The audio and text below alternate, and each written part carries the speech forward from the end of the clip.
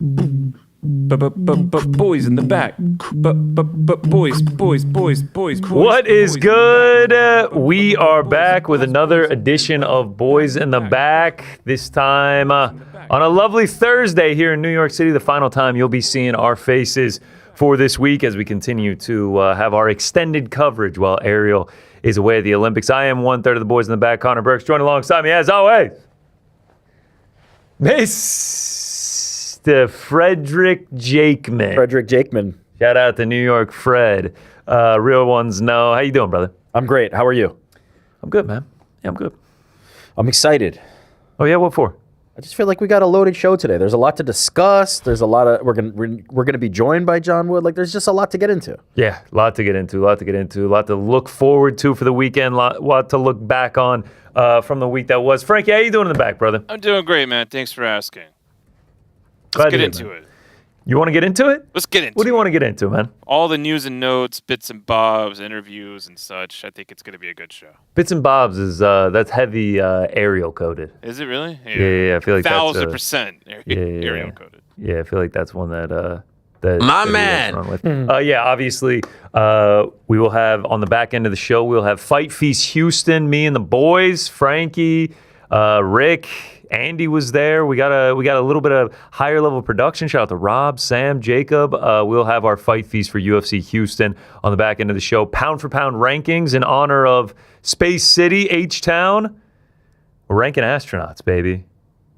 Real, fictional, however you may feel about them, we will be ranking astronauts. Like Frankie just said, we'll have the news and notes, bets, parlay pals picks, and then just a massive weekend in combat sports to look ahead to. We got UFC Houston. We got several boxing matches. We got Cage Warriors 200. We got KSW 115. Gable Steveson fights tonight. There's many fights to get into. I got to ask you, which one are you most looking forward to? I think I know the answer. Gable. Oh, okay. Why? What did you think I was gonna say? I thought it was actually, like, this is the New York Rick weekend. We have Uncrowned okay. Saturday. This is the New York Rick weekend. You're talking about another Olympian, yes? Yeah. Apropos with the Olympics going on, I am talking about another Olympian. Yes. Shout out to Clarissa. But as I said, like, there's a lot to discuss. There's a lot of fights going on. Maybe not the strongest UFC card, but a main event that I think is definitely worth consideration and something to talk about. So yeah, a lot to. I think the Monday show there will be a significant amount to discuss Because of the fights that happened this weekend? Yes. Clarissa Shields dethroned? Oh, stop it! Don't be silly. Yeah, we'll see. Ryan Garcia taking on Mario Barrios in Vegas. Richardson Hitchens also on that card. Wood Warrington 2 in Nottingham by Eddie Hearn, who we now see in a rivalry with Dana White. You think he's going to put on a good card this weekend after ZO3 this past weekend? Yeah. Do you think he's seen what ZO3 performed and what they did, and he's tried to up the stakes? I think maybe we'll see a response out of Eddie Hearn. Yeah, he had some choice words for one Dana White. We'll jump into that as well. Some legends returning. And all the like. It will be fantastic. In just a moment, we'll be joined by the founder and head coach at Syndicate MMA, John Wood, to discuss, obviously, Gina Carano returning to take on Ronda Rousey. He will be likely in her corner. He's been coaching her, working closely with her over the last few months. We'll talk to him about Murad Dvalishvili, when he could be returning. A lot to get into with Coach Wood. It feels like 2026 will be a repeat of 2025 and potentially be another big year for him as well. Yeah, and as you listed, he's also got Khalil Roundtree. Like, there's a lot going on that I think is going to be pretty fascinating. Obviously, Zhang Wei Li as well, coming Working off with Zhang. the loss of, going up to 125, going for those two belts. Unfortunately, wasn't able to make it happen. Is she going to return to 115? Is she going to fight Mackenzie Dern? We shall see. We shall see, but there's always plenty to get into with Coach Wood. That Houston card, you said, isn't that great? The depth in it isn't fantastic. No, it's not. But as I said as well, I think the main event is a can't miss. The main event is the type of fight that, whether it be from what Sean Strickland says in the press conferences or his relentless cardio fighting style, there's a lot to like in that main event. And Fluffy Hernandez, who had a previous meeting booked with RDR, now getting a big opportunity against Sean Strickland. It seems like if not Nasruddin Imavov, the winner of this is lined up for a title shot. Yeah, I mean, if Fluffy wins this fight, that'll be 9 straight for him. Crazy. It's crazy to think about because he was kind of this guy like in the early part of his career who was like a little bit up, down, whatever. And so, this would be a real like stamp. This would be a big statement win. Absolutely. We'll get into that main event and that entire card on the back end of this interview. But right now, we are happy to be joined by the founder and head coach of Syndicate MMA, John Wood. John, thanks so much for taking the time, man. Of course, man. Thanks for having me on. I always appreciate it. You've obviously been working closely with Gina over the last few months. We saw training footage back in December. You've known her personally for decades. What was your reaction when you found out that this news was real? This is happening versus Ronda Rousey on Netflix.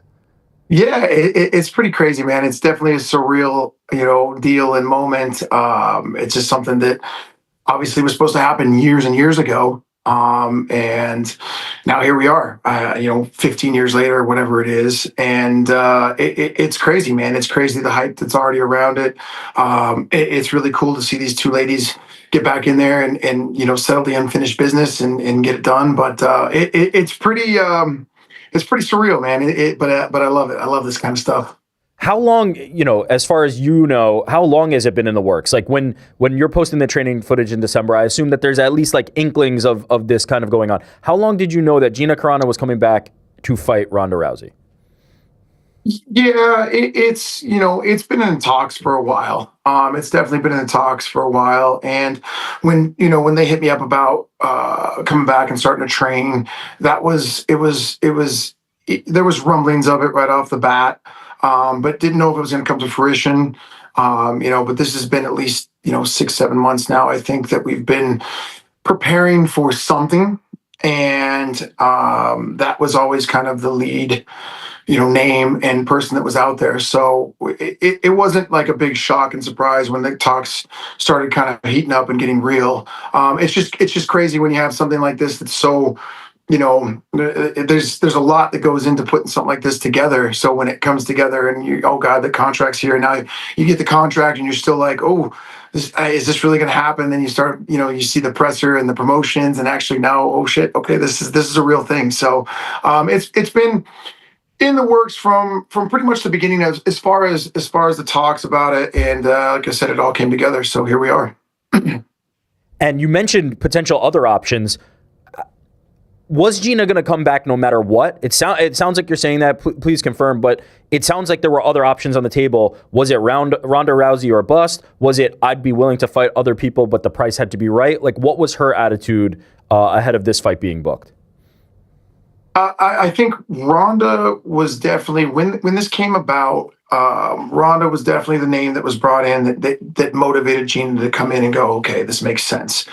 Obviously not knowing if that was going to happen or not, then it was just about training, getting her back in here and getting training. And once she started training, you could see she fell in love with it again. That's a question you'd have to ask her. I really don't know the mindset though, because it's always been, Ronda has kind of always been the name. But I do believe, honestly, I truly do believe that once she got back in here and training, that if that didn't come to fruition, that she probably would have wanted to fight somebody else. She's got the fire back. She's motivated, training every day. She's out there right now training. It's really cool to see. She's still got it. The power, the snap, the pop, everything's there. She's a sponge. She learns. So I believe in my mind, and again, you'd have to ask her that she would have came back and fought somebody for sure. You're kind of alluding to it there, but what do you say to people who are obviously talking about the 17-year layoff? We haven't seen her in so long. Is she even going to be able to compete at this level? The health issues that Ronda Rousey has had in the past, is this even going to happen? Sort of downplaying this fight. Sure. What do you have to say to these people? Listen, man, there's a lot that goes into every fight, healthy or not healthy. Almost every fighter that goes into every single fight, title fight, non-title fight, UFC fight, amateur fight, everybody's banged up, everybody's hurt, and half the time the opponents get shifted off and changed or the date gets pushed back. So I don't think this is any different. Obviously, the layoff is the biggest thing, but I can tell you that Gina's happy, healthy, sometimes having that, the layoff is the body recovers and the injuries and things that weren't there aren't, were there aren't there anymore. Obviously, being in a training camp after so long, you have to be smart about it. That's my job and our job as coaches, me and Chris Brennan, to make sure that we're doing this the right way and smart way, and not, obviously there's age factor, there's time off, there's ring rust. But I can tell you this, like, you wouldn't be able to tell it if you came in here and you saw her working with the girls, you saw her working with us. She's in great shape, great physical shape, great mental, state. Everything is good, man. So I think, other than just kind of really being smart about how we do camp, the duration of camp, how hard, and you don't really know until you get into there with the fighter of the meat and potatoes of what's actually going on with the body and how they are going to work. But everything is good, man, right now. And I don't know about what Rhonda's side is going on, but I've seen the videos and she looks like she's in great shape already. She looks like she's putting in the work. So I expect you're going to see a hell of a fight. I expect you're going to see two ladies that are ready to get out there and throw down. We saw some reports of some additional health and more stringent testing from the California State Athletic Commission. It sounds like you have no concerns on that front. Nah, again, I can tell you this. As of right now, I've been in the corner of a lot less healthy fighters than Gina is at right now, and it's just one of those things. You got to do your due diligence. Again, anytime the age factor comes in and time off, I get it. I understand it. The ladies understand it. Everybody knows, that ring rust is a thing and time and age. But I can tell you right now, like I said, we're already firing on all cylinders. She's ready to go. So bring on whatever tests we got to be brought on. I can tell you she's happy. She's healthy. Everything's going to be fine. It comes into, getting ready for camp. And I guarantee you she's going to be ready when she steps in that cage. Yeah, I can feel the confidence. In terms of jumping straight into a 5-round fight, right? That could be daunting for anybody coming back. What about, Gina coming off this layoff, jumping immediately into a 5-round fight? Yeah, you just said it. 5 rounds is definitely a step up for anybody. So obviously, as a coaching staff here at Syndicate, we have to make sure that she's prepared to be ready for 5 rounds. It is different. It is different how you manage your cardio, how you manage your output.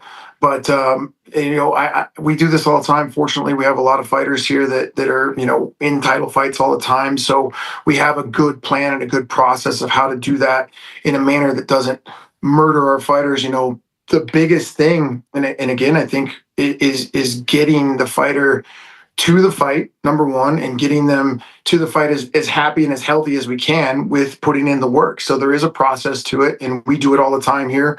And fortunately enough, like I said, we're blessed to have a bunch of fighters that get to fight for titles and things.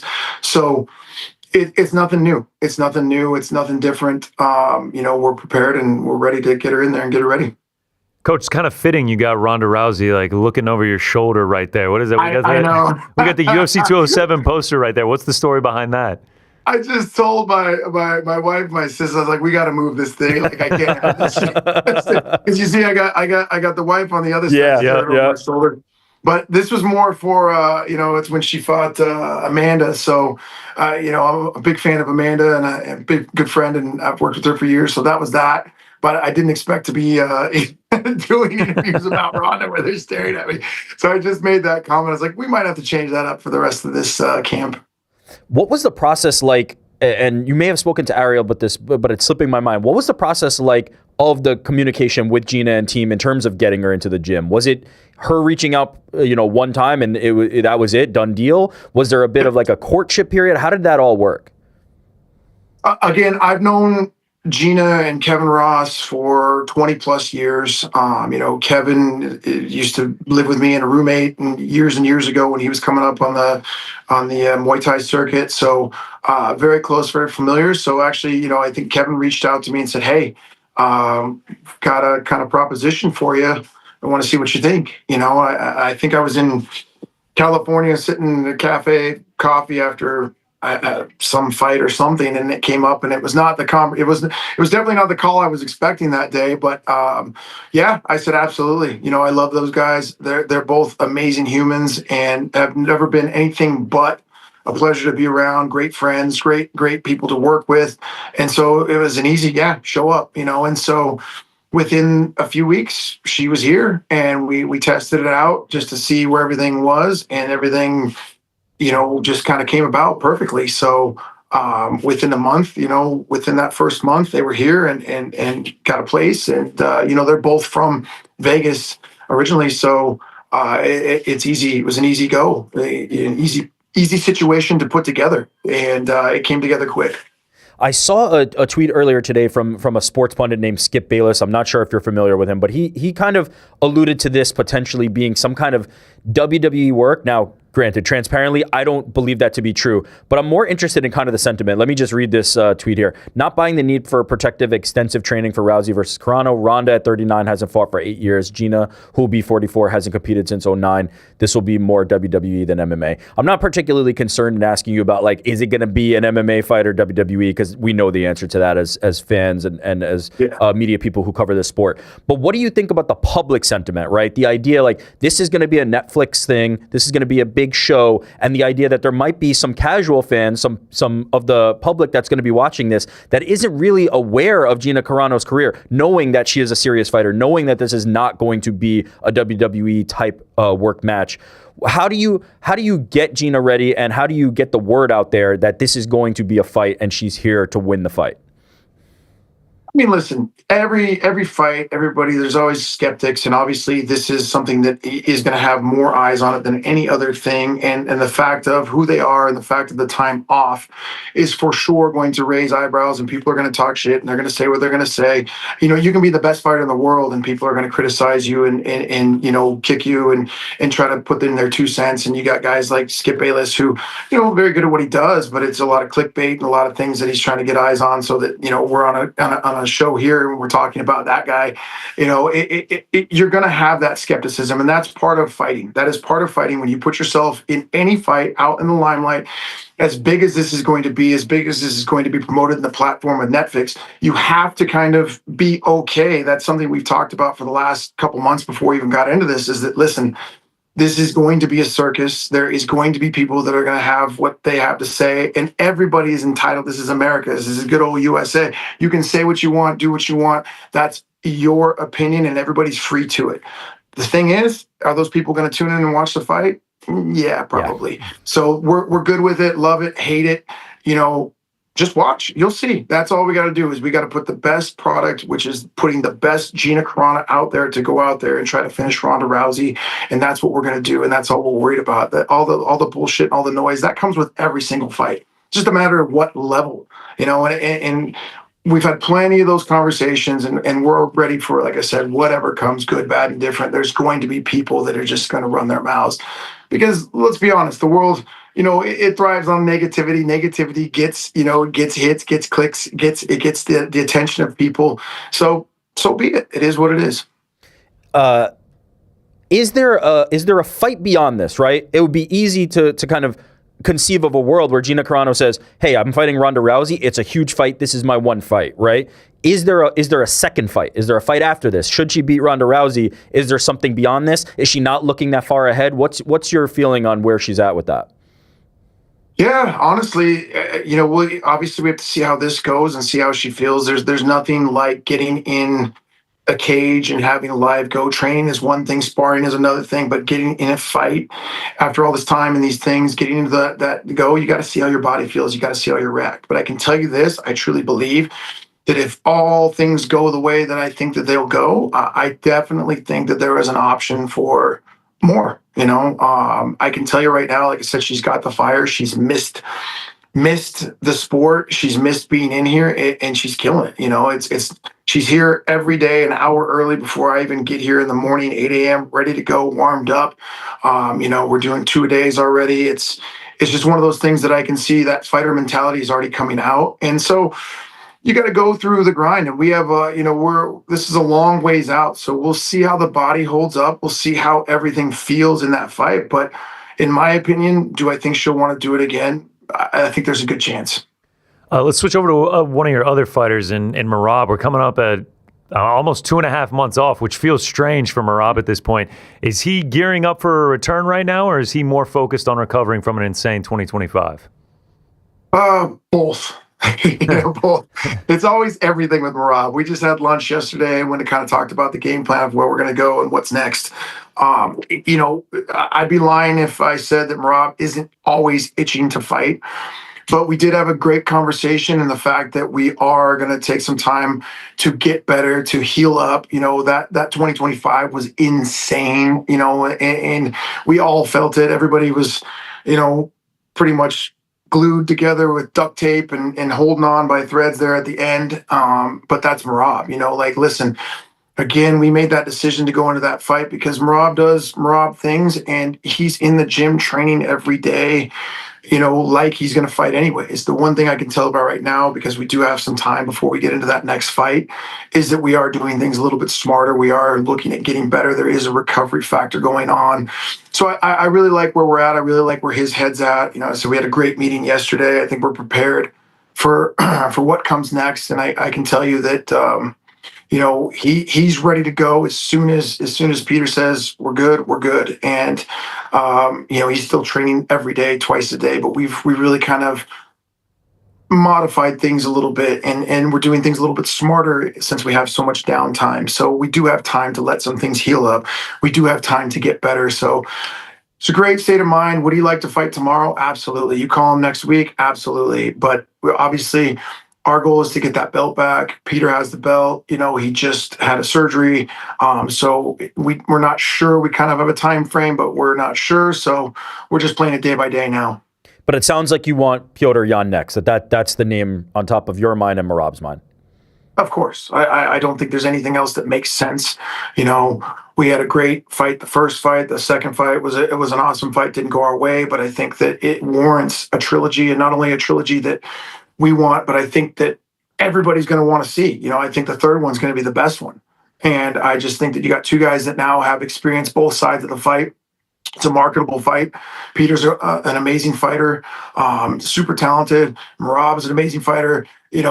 People love them both. And so I think it's an easy sell for the UFC. And with that being said, you just, you don't ever know how the sport goes. The UFC, I'll say this time and time again, they're the best at what they do. They're going to make the decisions that make the best for the company and for the public to see the best fights. So anything can change, but as of right now, what we've been told is that that's the next fight. Peter's been out public and said it. Merab said it. The UFC's all but kind of publicly said it, but it looks like that's the go, and that's the only one that makes sense to us. You talk about like changes that you're making and being smarter and the breakneck pace of 2025. I don't want to put words in your mouth, but it does sound like ahead of the third fight that you're expecting a different version of Merab than we saw in the second. Is that the case?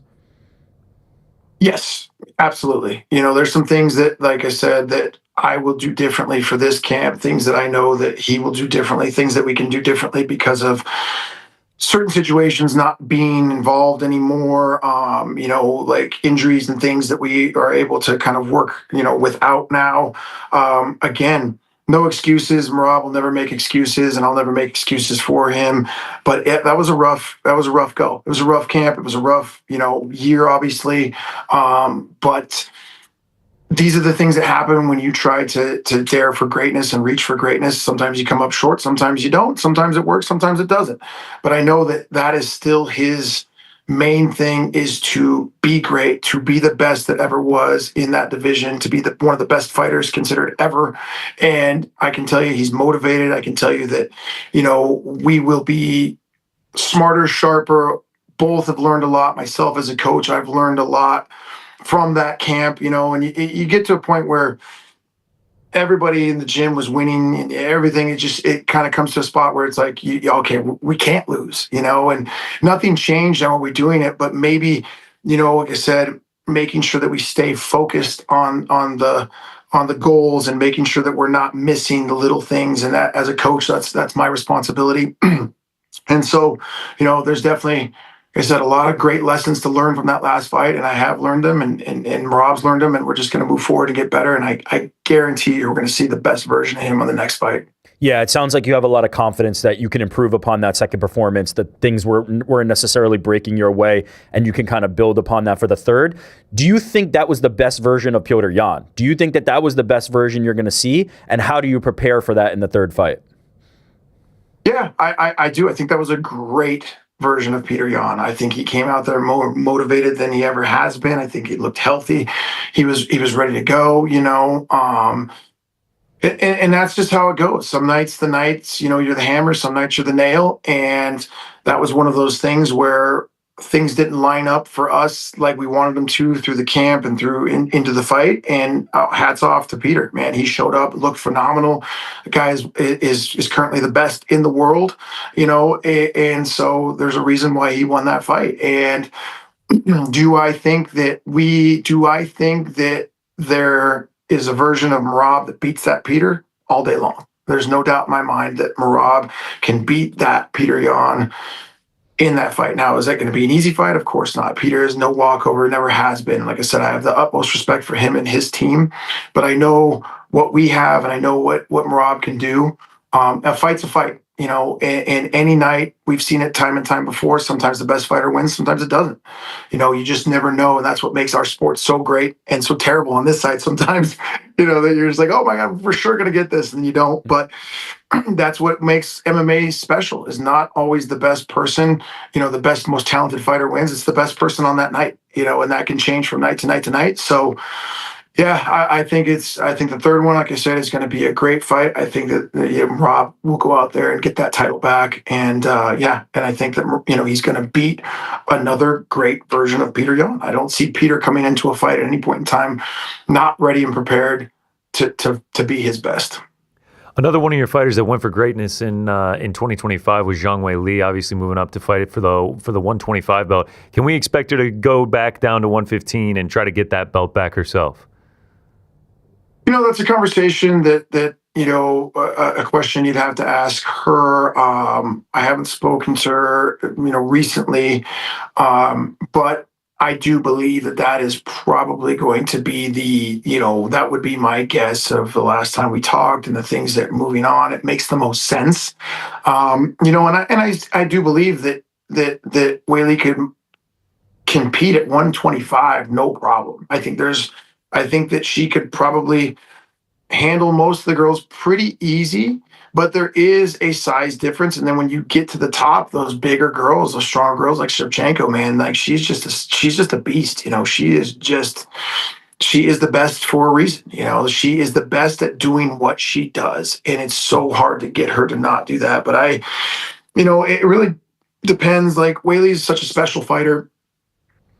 I think that night, like I said, it was an interesting night, but she can definitely compete at 125 if she wants, but I think most sense makes to drop back down and go back and get her title. Coach, thanks so much for joining us. We really appreciate the time. Best of luck with the fight in May and the rest of the year. Thank you, guys. I appreciate it. Thanks. All right, interesting stuff there. Nice stuff insights into what could be one of the biggest fights of 2026. Yeah, you can feel the confidence like brimming when it comes to Merab, but you know, Gina as well. Just the idea of like, she got in there, and I think maybe she even exceeded his initial expectations, right, on where she was potentially at. The idea that he's talking about, you know, I think she may fight again after this, tells me that they are preparing for a real fight. As I said, like when we were talking about the Skip Bayless thing, obviously I expect them both to really come hard to win this fight, because the potential upside for winning this fight is going to be so massive. I would expect nothing less than every stone to be turned over for Gina Carano and Ronda Rousey heading into this. Also, I understand she hasn't fought in 10 years, but Ronda Rousey has 14 professional MMA fights. She's never been the distance. So to make it a WWE or a fix or anything like that, you're going to have to do something like that, or someone's just going to have to not get hurt. I imagine both of them are going to go in there. They're going to go hard, and we'll see what happens. No, it's going to be great. And then, you know, him admitting, like, we saw a fantastic version of Petr Yan, but we think that the best version of Merab can still beat that version of Yan. I'm getting more and more excited for the potential trilogy as it's ready to. It's seeming like once Yan is ready to go, once he's healed up from that back surgery, Merab seems like the obvious choice. It seems like everything's pointing in that direction, and I'm super excited about that fight. Yeah, I'm with you. How could you not be? I mean, it's a trilogy of two of the bigger names at 135. One of the greatest of all time in Merab and Nice jersey. Piotr Jan. Yeah. I was gonna say we're switching gears over to UFC Houston. Gotta get my cowboy hat, my Houston Rockets jersey on so we can talk about this card, huh? Cowboys and whatnot. Frankie's hometown. You excited for it, man? I'm super excited. What do you think of the Warren Moon jersey too? That was amazing. Yeah, shout out Warren. I know that jersey. Shout out to the Oilers. Oilers. You go ahead and put it on the desk. No. You're gonna do it, man. You know we gotta pimp it out for UFC Houston. Really weird how their first year away from Houston, they actually go to the Super Bowl. Oh, the Oilers. Yeah. Then Tennessee Titans. Yeah, I guess it is weird. You know, it's old. Maybe we were holding them back. 25 years. All right, let's go to the UFC Houston preview. Let's talk about the main event. Sean Strickland taking on Fluffy Hernandez. Before we get into the fight itself, Sean Strickland making headlines once again, as he usually does when it comes to his fight weeks, when he goes to media day pressers. This one going particularly viral. Had a lot of things to say about a lot of different people, a little bit of, homophobia, racism, sexism just sprinkled throughout there. And it's seemingly going viral now and everybody's seeing it. Yeah, I'm even seeing mainstream pundits weigh in. I just wonder how long. I guess the answer is forever, right? Like Dana White has been pretty clear that there's not going to be any kind of, repercussions for anything being said or any censoring or anything like that, and that's fair play. That is what it is. I'm not naive to the idea that that's already been like long established, but I do wonder just how long this can continue to happen. And I kind of felt that way about Colby Covington at a certain point too. And now that he's not at the top anymore, it has kind of faded into the background, right? Like we don't really hear much out of Colby. There's not a viral Colby talking about XYZ thing every month or every week seemingly anymore. But I just do wonder how long this can continue. Like how long does this continue when the sport is now reached a point where $7.7 billion broadcast deals are being brought in, and when some people's first exposures to sport is like, this Sean Strickland fighter is calling people homophobic names, like that's the first exposure that somebody might get to the sport. It's bizarre to me, but I don't expect much to change. Yeah, I mean, like the big thing that Dana says is what it's free speech, but like on the flip side of that, like he is representing a brand and a business. You have Toyota behind him, you have Paramount behind him when he's saying all these things, and it just makes you wonder, like, do you not care about the image that your brand is displaying? Like, I understand he's free to say these things, but he is also representing the UFC. It is a shame that so many people globally who are just casual fans, they get a glimpse into this world and it's, this guy's saying this, representing the UFC and saying these insane things at the press conference, and the UFC just lets it go on. Devil's advocate, is this maybe the image they want? The idea that we have no censorship, the idea that we have people on our roster who are willing to say whatever. Yeah. By the way, this is not even like top 10 most extreme thing Sean Strickland's ever said. This is not like, I'm not planting a flag here being like, I'm outraged by Sean Strickland. Like, this is more old hat for me. This is not like exactly the thing that's changing my mind. It's more just the nature of the environment of what you said. These big time sponsors are coming in. It's $7.7 billion broadcast deals. It just feels like, haven't we grown beyond this? Haven't we passed like the point of this gimmick working? In addition to, like, Bryce Mitchell saying he's going fishing with Hitler is worse than anything Sean Strickland saying at that press conference, and there were no repercussions for that. Now, granted, Sean Strickland at that media day, Sean Strickland sitting on a UFC at a UFC media event with the step and repeat behind him, as opposed to Bryce, who's doing it on his award-winning podcast. But I don't know. I'm just wondering, is there an end point for all this? Does it escalate? Does it keep getting crazier? Do we go beyond? Right. Is there a line that can ultimately be crossed? I don't think there is, honestly. Oh, man. Yeah. We'll see. We'll see what happens. Yeah. Paramount obviously is on a ticking clock to either react or just prove that I don't think nothing Paramount's will. Reacting. Yeah, and if they don't, then nothing will be different than the ESPN era. I think Paramount knew what they got with the UFC, and there's a lot of great, and then there's some of this, and I don't know if they even would consider this bad, right? Like, see, it seems like there's not a lot of like repercussion, right? you will see people online. You'll see like, I saw former ESPNer Jamel Hill kind of say like, it's kind of wild that they're able to say this. There's no other sport. Like you wouldn't see an NBA player, an NFL player, a hockey player, NHL, any other sport. We don't even need to list them all. Sitting up there at a dais and saying something like this. So it is jarring, right? But again, this is not my first rodeo. Like I've seen the Sean Strickland press conference. Like I'm not exactly like taken aback. And I wonder if we've been conditioned to the point that it's just like, yeah, cool, whatever. I don't know, but I don't believe there's a line. I don't think Paramount's going to have any need to react because I don't think there's going to be enough of a stir.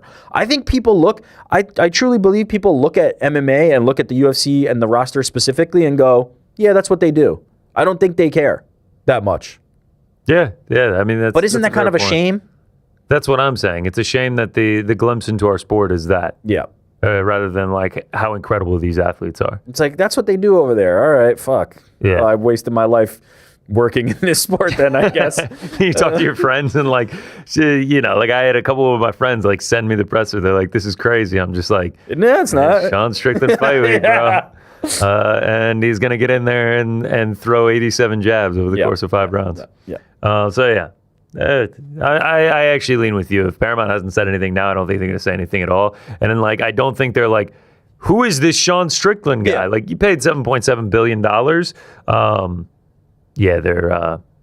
They kind of know what they were getting for. But yeah, the gimmick, when does it end, man? Like, it's just like, he sounds like an angsty teenager, like an angsty high school guy when he gets up there and talks like that. It will only, like, I believe that Sean Strickland is genuinely that guy, right? Like, for sure. Whereas I didn't believe Colby Covington. Just to draw a point of contrast, like Colby Covington was doing cosplay, right? Colby Covington was doing a gimmick and not particularly successfully, stumbling over his words, like kind of like not really doing it. I believe Sean Strickland believes at least a kernel of truth in every single thing that he says, right? Like he seems to be thinking about these things. He does it on his own social media. He talks about these things. It's not a divergent from what I believe his true personality to be, but the like, all right, I got the microphone in front of me and now I'm going to do this. It just feels like, can we get on from this?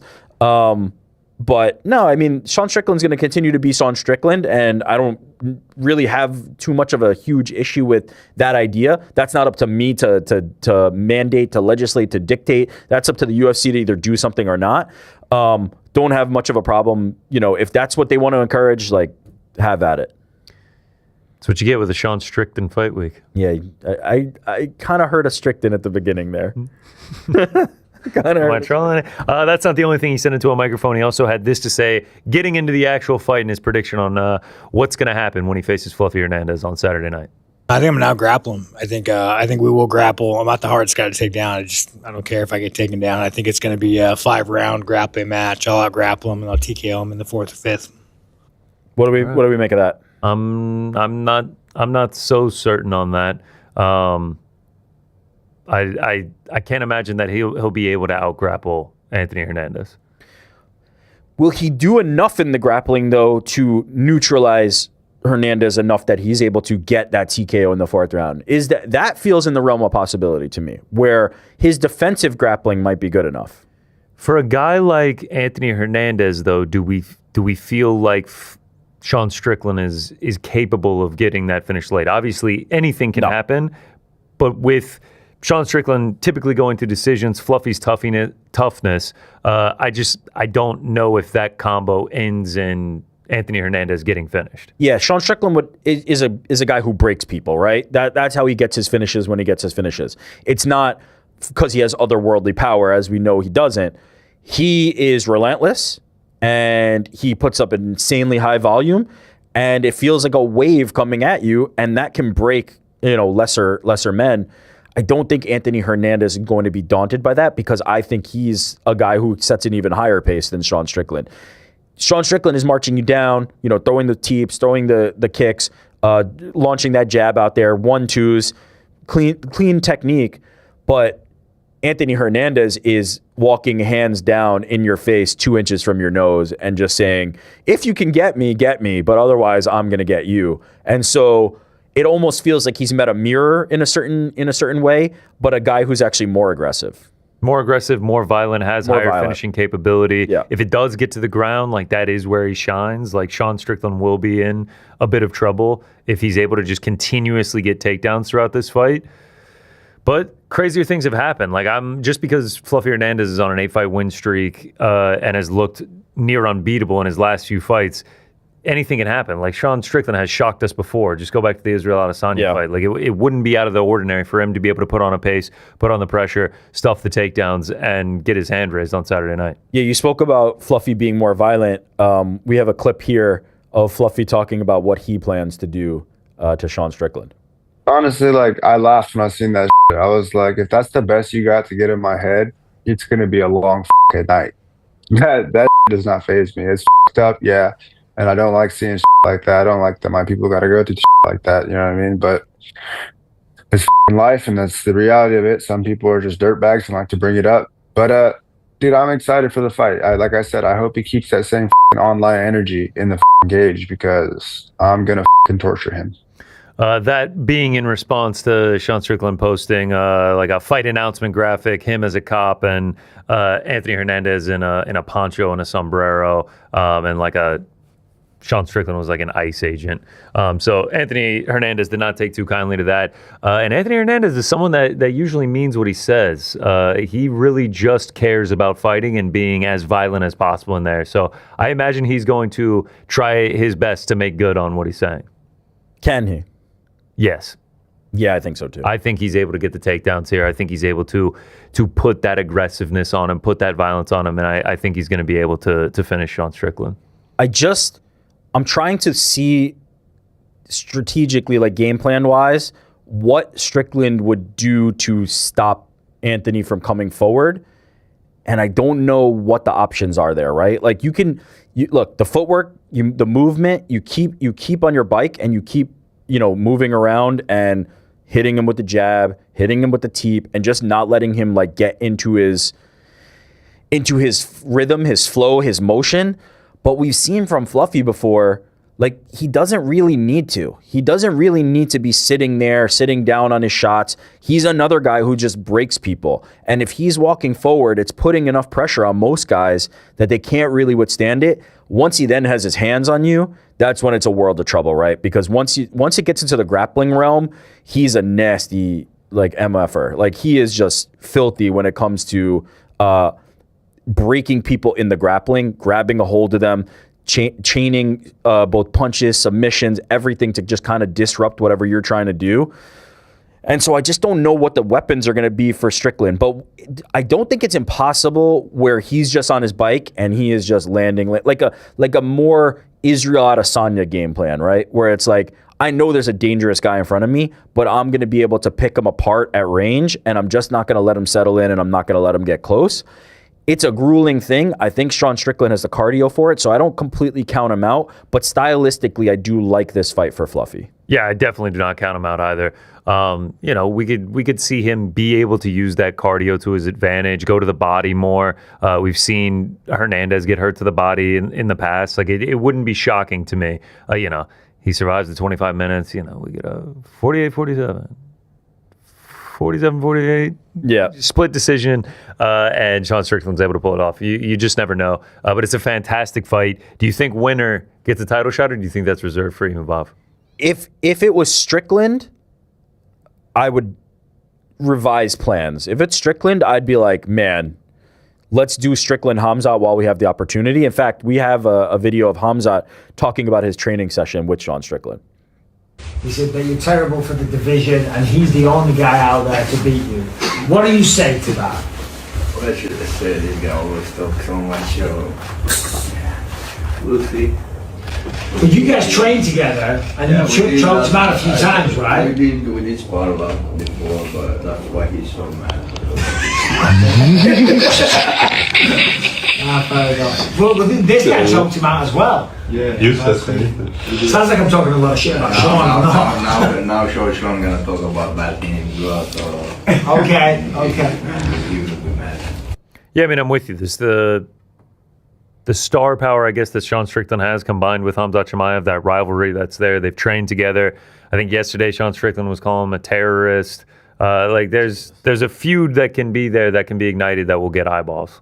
Yeah, and again, maybe that provocation, maybe that like Sean Strickland personality is the thing that gets him into the positions that he's in. No, actually, that's exactly what gets him into the positions that he's in. It's not necessarily only the fighting.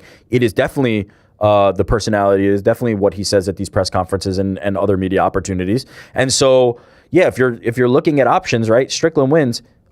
Nasruddin Imavov is a great fighter, but he's not going to be able to sell the fight in the way that Sean Strickland is. And Sean Strickland's going to be out there calling him a terrorist, like you said he did yesterday, or trying to get under his skin, talking about religion, talking about whatever, and it will produce more interest, heat, excitement for the fight. And so, if you have Sean Strickland winning this fight, I wouldn't be mad if Nasruddin Imavov gets hopped over. Now, Nasruddin Imavov will very naturally be pretty upset, as he should be.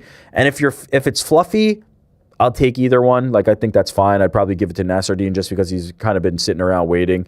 It's really just going to depend on how often is Khamzat going to fight and when is he going to fight. That's really all we're waiting on. It's tough to book anything around a Khamzat Chimaev fight. We just don't know. If Fluffy wins, this will be 9 straight wins, dude. We're talking about that Lerone territory, that Bilal territory, that Leon Edwards territory of really having to earn his title shot. And it's not as if he isn't an exciting fighter. No, he's very excited. Would you give it to him over Nasruddin? The wins that Nasruddin has with Adesanya and Bahalio feels like he should get it, but also this would be a massive win for him, a 9-fight win streak, and I believe Sean Strickland is ranked 2 or 3 right now in the middleweight ranking, so like he's going to be right there. I would be fine with either. I think you have choices for Khamzat's next opponent. Yeah, and it's a good place to be in that division, especially with Khamzat, having taken the belt as easily as he did from Dricus. I want to see him kind of tested. I want to see him challenged, and I like the idea of some of these guys getting in there with him. But I think Strickland probably jumps into pole position if he wins. I just feel like you don't want to risk or sacrifice the potential opportunity to do this when it's right there for you. Let's go to the co-main event. Jeff Neal taking on Uros Medic. Uros Medic, man, has been coined the welterweight Terrence McKinney. You've seen this going around? I have not seen this. I know, because I just coined it myself. Oh, okay. 15 fights, 15 finishes, 11 of the 15 ending in the very first round. This is a great fight. He's going to come in here. He's going to push a pace. Jeff Neal, I think, will oblige. Hands of steel. We know that he can land. I think Medic is willing to go out on a shield. He will take risks to try and get his. I don't know if it's going to work out for him. Jeff Neal is not, a stranger to getting knockouts. And I think that's probably what's going to happen, but I think someone gets finished here, and I think it happens fairly early on. I'm with you. I think they're going to, Jeff Neal finds himself in firefights. That's just how he fights, and that's what the opponents that he's been matched against lately are. You can't kind of, fault him for a spinning back elbow loss to Carlos Prates. That's just a brilliant striker getting a brilliant strike off. I was really excited about that one at the time that it was happening. And yeah, a split decision loss to Ian Gary, a loss to Shavkat. If you're the cream of the crop, yeah, you might have Jeff Neal's number. We're going to find out. I don't know if Uros Medic is there, or maybe we'll potentially never get there. I have more faith in what I've seen from Jeff Neal, but Jeff Neal takes risks, as does Uros Medic, and I think one of them is getting finished, basically. Does it feel like kind of a random matchmaking? In terms of what? Just I don't know. Jeff Neal has been fighting the top of the that this is a bigger step down than you would have thought for Jeff. You mean? Yeah, it just feels like seeing Uros Medic in a co-main of a fight night with a pretty significant main event. I don't know, against Jeff Neal. It just feels like sort of random. Here's my only counter to that as a devil's advocate. In his last 4 fights, it's been lost to Shavkat, missed weight, split decision loss to Ian, beats Rafael Dos Anjos, but there was a leg injury in that one, and then knocked out by Carlos Prates. So he is kind of it's hard to gauge where he stands because he's fighting the cream of the competition. But is it also Jeff Neal's best days are behind us, right? Has he kind of already peaked heading into that Shavkat fight? Was that the best we're going to see of Jeff Neal? So I'm okay with let's see where he's at against a guy like Uros Medic. And it's a big opportunity for Uros. And Medish is guaranteed to deliver fire. It's going to be fun. That's what they have to be banking on. And this is that classic UFC co-main where it's like, yeah, there's not a ton of stakes here, but we're going to put on an exciting one in the co-main. Let's roll along to the feature bout. Dan Ige taking on Melky Costa, the man who went 4-0 in 2025. Now he gets a huge step up to Dan 100K, 100 grand, Ige? Is that official? No, 100K, right? Oh, it's 100 grand. Dan 100 grand. 100 grand Dan Ige. Oh, so he's moving it to the front. I like that. I don't mind was that. He 50K Dan Ige or Dan 50K Ige? I think it was Dan 50K Ige. 50K. No. But was it Where was it in the- 50K Sorry, Dan or Dan 50K? that's a good point. Dan Yeah. 50K. Okay, so now he's moving it to the front. I like it. Making it grand instead of K, I don't like that. I like the grand because You it do? plays on to Dan. Grand Dan, 100 grand Dan Ige. Who's Dynamite Dan in all of this? Dynamite Dan 808? Who was he ever Dynamite? He was, yeah. That was initial. Was it Dynamite Dan Ige or Dan Dynamite Ige? I think Dynamite Dan Ige. I like the 100 grand. I don't like it. 100K? Yeah, I guess you're right. The grand and the Dan. I like the 100K. 100K it flowed. Tapology still has not updated. They still have 100K it. Dan Ige sounds kind of good too. Yeah, because honestly. K and Ige. I will say, man, Rhyming is good. Rhymes are good, man. rhymes are great. We're 1-3 in our last 4, and we haven't had a performance bonus since February of 2024. Now that they're 100K, maybe he's going to be more inclined. 100 grand. 100 grand. Now that they're 100 grand. Dan 100 grand Ige. Dan Ige was actually speaking with, I believe, Full Send Media. He's not too worried about Melky Costa. Take a listen. Fuck Melquizzle's whatever the fuck his name is. His win streak means nothing. Yeah. You know, it'll come down to him and I one night, February 21st, and the best man will win. None of this records, rankings, all this shit is bullshit. It's just the best man on that given night. Melky Costa currently riding a 5-fight win streak after a 4-0 2025. What do you make of that? I can't tell. I don't know if he's doing he's small potatoes, I don't know his name, trying to big time him, or if he was just like, I don't want to try and pronounce this guy's name, don't give a shit enough to figure it out and just going to say whatever. It does feel a little bit dismissive, though, of a guy who's, a rising kind of prospect in the UFC, is on a pretty decent streak. I'm going to go he was just trying to big time. Because look, Dan Ige has been around the block. He's been in some incredible fights. And he's the vet. He's the one who's going to try to, big brother Melky. So I'll give him the benefit of the doubt and go he was just trying to let him know if he sees this interview, I don't give a shit about you. Yeah, and I mean, he's ranked in the featherweight rankings currently right now, and he's lost 3 of his last 4, but the guys he's losing to are Diego Lopez, Lerone Murphy, and Patricio Pitbull. Pretty good. Not the same level of competition that Melky Costa has been winning. Melky's the favorite. I lean with Melky just because of the momentum. Dan Ige getting a little bit older. He can use that grappling. He's going to have a bit of a size advantage, but there's nothing would surprise me less than Dan Ige, vet lesson, too much too soon, gets it done. 29-28 split, Dan Ige. 29-28 or who knows? When we saw him against Sean Woodson, he was able to catch him. I remember Sean Woodson was on a nice heater going into that one, massive size advantage over Dan Ige, who is not big by any means at 145. People were kind of riding him off there, knocks him out. The performance against Charrier really blew my mind and changed how I felt about Melky Costa, because he's been on a great run, but that performance was Terminator. That was oh my God, this guy really can be something in this division. So I'm siding with him too. But yeah, to your point, I'm not counting out Dan Ige. He finds ways to win fights like this. One of his best skills, in addition to just being a game fighter, he's such a good mix of defense and offense. He finds good ways to frustrate guys and make them off their rhythm. He's hard to deal with. He's not exactly world beater with crazy power or the cleanest possible striker or the best grappler, but he has just enough offense that by frustrating you defensively, he can get his offense off. He's a dangerous dude. He's a very well-rounded fighter. So I could see a world where he's able to frustrate him, but gut lean, I'm leaning Melky, and the last performance, man, just opened my eyes. Yeah, I'm really excited to see it, and it would make sense. He's kind of coming into that age where he can reach his prime, just 29 years old. It would make sense that he's making these massive improvements. Let's keep rolling along. We got a heavyweight bout on this fight, baby. You don't get them often, so we got to enjoy him. Sergey Spivak taking on Ante Delia. Yeah, buddy.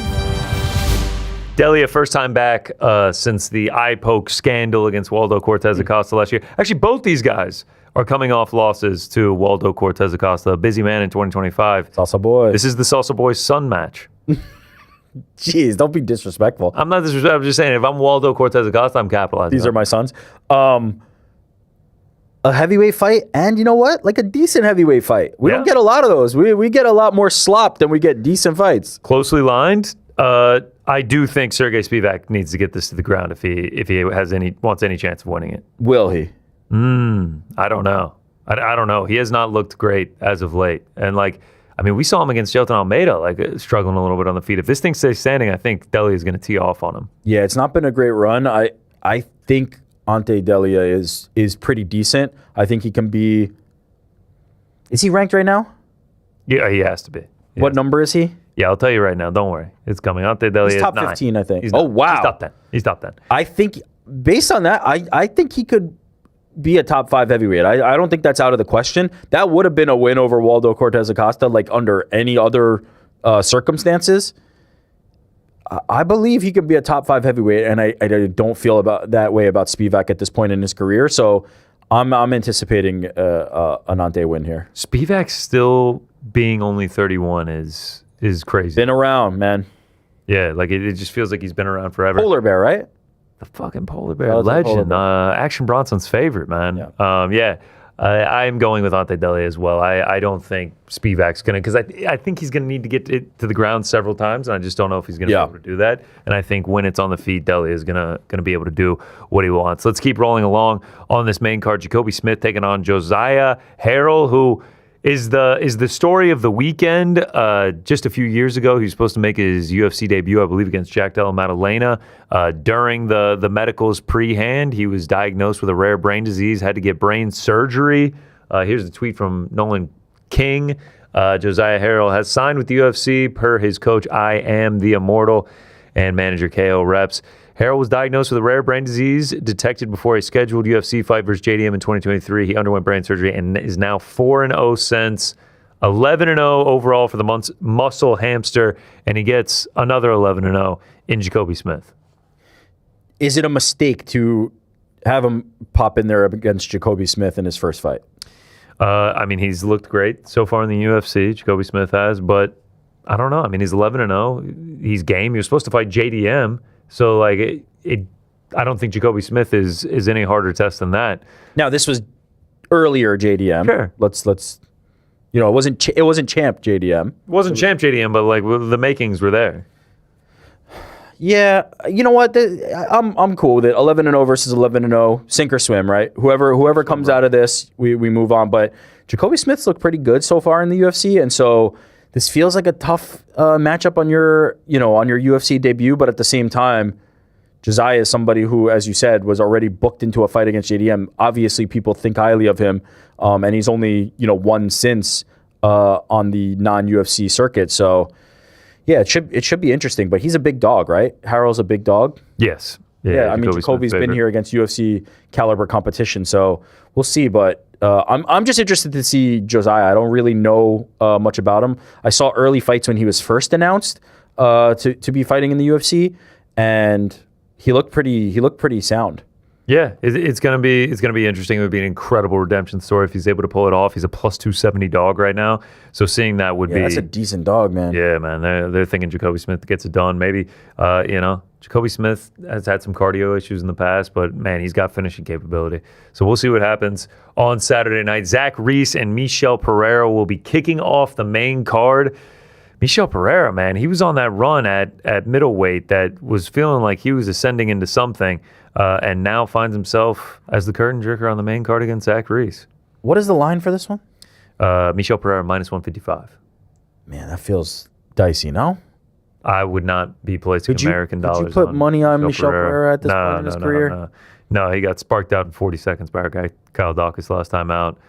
Finished by Fluffy Hernandez, lost to Avis. This is a what the hell happened thing with Michel Pereira. In just like a year and a half, too. Remember, he was on that 3-fight winning streak when he debuted at middleweight. He was looking fantastic at middleweight. He was finishing everyone in 90 seconds. So it was hard not to look fantastic. And What was the weird one that turned it all around? No, he had the Anthony Hernandez one that went to 5 rounds, but Fluffy was putting it on him. It was the Abus. It was the Abus one. Like, what the fuck is going on here? And then he gets sparked out by Kyle Dawkins. Yep. Rough run. Look, Zach Reese is not exactly a world beater, so this could be an opportunity to get back on track. He hasn't faced near the caliber of competition that Michel Pereira has, but I just don't know. Like, is Michel Pereira a good fighter anymore? I actually don't know the answer. Let's see what happens. I got nothing here. Him still being 32 is insane to me. I feel like there's several fighters on this card like that. And yeah, is Zach Reese the litmus test for is he still a good fighter? We don't know. It felt like Kyle Dawkins was really that test. No, like Kyle Dawkins returning, like that's where you find out. Like I think that the test came back and it was a failure. So we'll see. But yeah, exactly. Zach Reese is not a guy that I'm like he's gonna. I mean, he's an underdog. It sounds it sounds like the betting public kind of sides with Michel here, but I'm not so sure where he's at in his career. All right, some of these prelims, Chidi Njukwani taking on Carlos Leal. Carlos Leal at just being 31 years old also, I'm sorry. It's like, what is going on here? It looks like he should be 37. KO'd last time out by Muslim Salikov. 4 of his last 5 ended in round 1. Chidi, 8 of his last 11 have not gone the distance. So it's a fight that has very fun potential. Yeah, I think they're going to throw down and may the best man win. Ode Osborne taking on Alibi Adiris. Ode needs one bad here, 1-4 in his last 5. Alden Correa versus Luis Gurriel. Gurriel needs a win, 0-2 start to his UFC career. Nora Cornoli versus Jocelyn Edwards. This might be my most anticipated matchup. Is this the people's main event? Jocelyn Edwards going 2-0 in 2025 and getting 2 first-round knockouts. Re-rack that GC's yeah, fight of the card graphic. Starting to work her way up those rankings, baby. Just 30 years old. She found the power shot. She found the money shot. She gets another knockout this weekend. Watch out for that. Taylor Harrison going to be watching, shaking in her boots, man. She's going to be nervous. Ramiz Brahimaj versus Puna Soriano. Maybe the sneakiest fight where both guys are on 3-fight win streaks. Mm-hmm. That could be a good one. Jean-Paul Lebos Snuyani making his debut off of Dana White Contender Series against Phil Rowe. Another guy that needs one, 1-3 in his last 4. Needs to see it go through the hoop. People are excited about Jean-Paul. I see the whispers online. I see the buzz. He looked pretty good on Dana White Contender Series. I think this is a nice matchup against the vet and Phil Rowe. It should be a fun fight. Yadier Del Valle taking on our guy, the Monkey King, Jordan Levitt. First time back since his unbelievable interview right here on The Boys in the Back. Shout out Jordan. Doesn't get an easy test. Yeah, he's a big dog, right? Big dog. Like I think like a plus 300 something. Del Valle's 10-0 for 2 first-round finishes last year. Both by submission. Like he seems to lean submission, but I mean Jordan Levitt he has been submitted twice in the UFC, so like it is possible. But yeah, we're supporting our guy Monkey. Yeah, of course. Shout out to the Monkey. Shout out to him. And then my favorite female fighter, she's back. New Orleans owns, Louisiana's own, Crispy Carly Judice, akin to Jocelyn Edwards, cut from the same cloth. 2-0 in 2025, 2 knockout wins. This should be a good one. I like Killer Miller. Wow. No, not in the fight. I just like her. Yeah. I lean. Yeah, she's still hanging on. Got a much needed win as a dog last year after like an 18th month layoff. I just feel like she's entertaining, in a way that you kind of need. She rocks the Jason mask. She rocked the mask to the poster signing and stuff. But yes, I do expect Carly to win. Your girl, you were early on the Crispy Carly. I've been on Crispy for a minute. She was robbed in those fights that she went to decision. So she just started finishing everyone. Only wins by KO. Yeah, it's a decent card. Is it? What do we make of it? It's an okay card. It's an okay. I'll take. I don't know about decent. What do we on a scale of 1 to 10? What's 10? Give me the range. What's the upper threshold? What's a 10? That comes off of my brain first. That already happened is like a UFC 300 or like an MSG card. The top of the top of the I'm top. talking the best card. That's a 10, man. 5? Yeah, I think this is like a 5, 5.5. Yeah, that feels fair. Like main event is fantastic. Up there in like fights I even want to see this year. Like that's high. A lot of fights that could be incredibly fun as well. But like in terms of like massive stakes, it is somewhat lacking. I'm hoping that Houston crowd's going to be turned up. Frankie, you going Toyota Center? I Trip will back not home? be able to make it in time. Wow. But you swing by, kiss your mother's ass, go to the fights.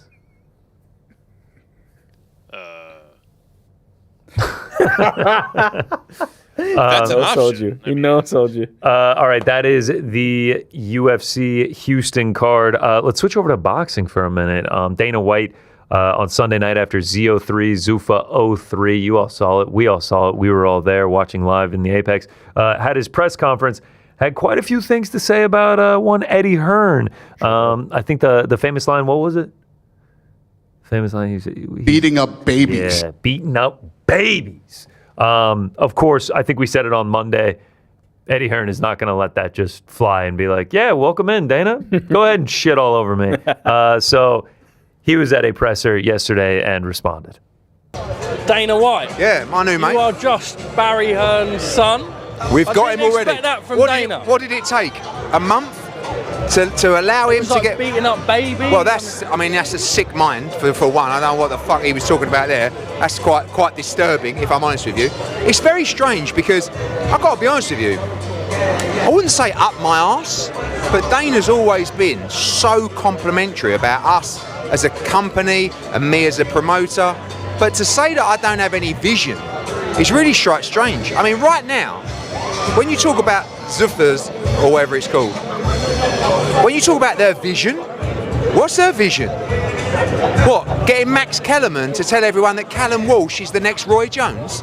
Or putting Charles Martin on a headline show on a Sunday night in front of 126 people in your garage? In a ring that looks like you've just got it out of a local club show? I mean, what sort of fucking vision's that? Or better still, no, here's a belt and it's Zuffa. Look at the vision. That's not vision, that's control. Because the reality is, when he says we can't compete, they can't compete in this cutthroat world of boxing. Because it's a horrible world and they don't want to compete. They want to create their own world. But listen, at the moment, when you compare Matchroom shows to Zuffa shows, quite frankly, Zuffa shows are absolute, complete dog shit. But they're going to get better and they're going to sign some big fighters and they're going to spunk some money, they're going to waste some money. I've said it before, they're clever people. But right now, they're trying to manipulate fight fans and they don't understand how intelligent fight fans are when it comes to boxing. You can't create these cards and tell everyone it's the best v the best, because it's quite frankly not. And the reality is, yes, I do work for my dad, but guess what? Dana White has worked for his daddy for a long time. The Fertitta brothers, that's who he worked for. And right now, Dana White's got a new daddy. And his name is Turki Al Sheikh. Turki Al Sheikh is Dana White's pappy. And he has got to do whatever he's told because he works for TKO, which is owned by Seller and Saudis and Turki Al Sheikh. So it took him a nanosecond to get personal, but that's because right now, he's right at the bottom of the pile in terms of quality as a boxing promoter. But as I keep saying, they're a good operation and they will get better. God, it's just so good. It's so good. There's so much to unpack there. Eddie, verbal war with Eddie is the last thing you want. I couldn't agree more. His ability to remember and call back on almost everything that Dana said, just all in one go during that interview is fantastic. Dana White's pappy. Turki Al Sheikh is Dana White's pappy. Calling on the Fertitta brothers and everything. Also, like the big thing of like you work for your dad, and Eddie Hearn being like, "Yep, yeah, you got me. I do." I've always thought Dana, at least the more recent version of Dana, has had a lot more vitriol for like the boxing stuff, right? It's always like Oscar De La Hoya's a schmuck, Bob Arum. He always kind of revered Eddie Hearn. He never really talked shit about Eddie Hearn. You would see them at the events together. They had a very cordial, like respectful relationship. A rivalry with Eddie Hearn feels like we get a better version of Dana White back, so I'm all for it. I love the Dana versus Eddie potential that we're getting.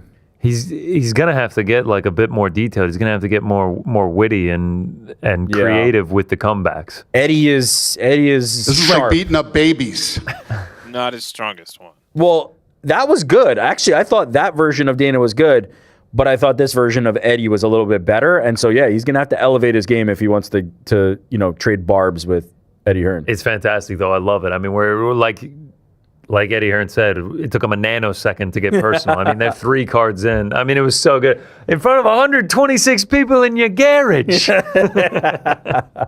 Look, Dana was good at that presser, and Eddie was great here. Let's see where Eddie it played goes. it so well with the compared to Matchroom cards right now, they're utter shit. But they're gonna get better, and they're gonna sign good fighters, and they're gonna improve and everything. I've said for a while they're great.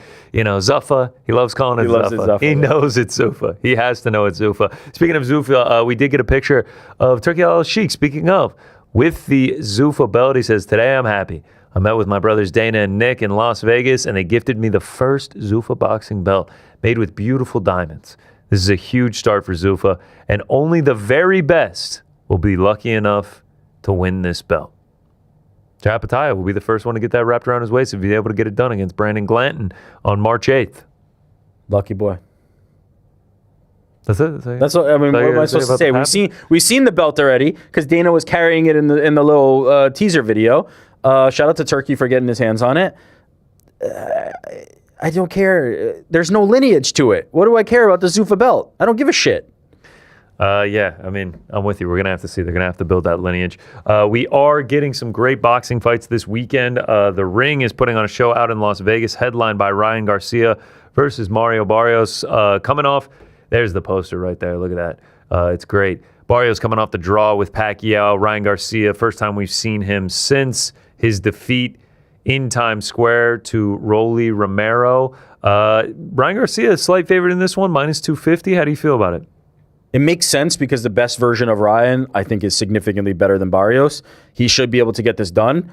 The version that showed up against Rolly Romero, though, was not good. Like, if that same guy shows up, he's going to be in big trouble. If the guy that shows up and puts a whooping on Devin Haney shows up, it's going to be a bad night for Barrios. Let's see which version does. If you look at the training footage, goddamn, Ryan Garcia looks locked in, and the shape that he's in is incredible. I have to lean with the talent, right? Ryan Garcia is an extremely talented and powerful fighter, and so I lean with Garcia. Not for nothing, Barrios' last performance wasn't fantastic either. Like, you should be able to beat Manny Pacquiao as WBC champion. Like, that should not be a close fight. You should not be in a draw. You should not be in a fight that I thought Pacquiao won and many, many others thought Pacquiao won. So it's not like he's coming off looking like a world beater and then all of a sudden Ryan Garcia is down. I favor Ryan. I just think more talented. Pacquiao at his age, and then also Ryan Garcia coming off this performance. It was really you were there in person in Times Square. It was really like watching at home. It was just like, what the fuck is this performance? What is he doing? It doesn't feel like he's even trying to win this fight. It just felt like a spar. Maybe that was because of the atmosphere in Times Square. Maybe that is just where the headspace was for Ryan Garcia. You have to imagine he's going to come out much more aggressive, which is probably bad news for Mario Barrios, but it's a fascinating fight. Also, not for nothing, it's been very quiet on the Ryan Garcia front. Like, that's always good news. That's always good, right? You don't want to, like, we always often are like, Ryan said this, Ryan's doing that. Like, it's been boxing, maybe a little bit of talking about Epstein files, which seems to be one of his interests. But yeah, like, not a lot of commotion out of the Ryan Garcia camp. And so I like that. Like, a locked in Ryan Garcia is a very, very dangerous man. We'll see how that one goes down. Richardson Hitchens, Brooklyn's own, also on the card, undefeated. Will be fun to watch him fight. 20-0, a fantastic up-and-coming boxer. A couple of rematches happening this weekend. I know you're very excited for one, but we are getting Wood versus Warrington 2 in Nottingham. I'm excited for both. Yeah, Lee Wood, got the 7th-round knockout of Josh Warrington last time. Yeah, there it is, last man standing.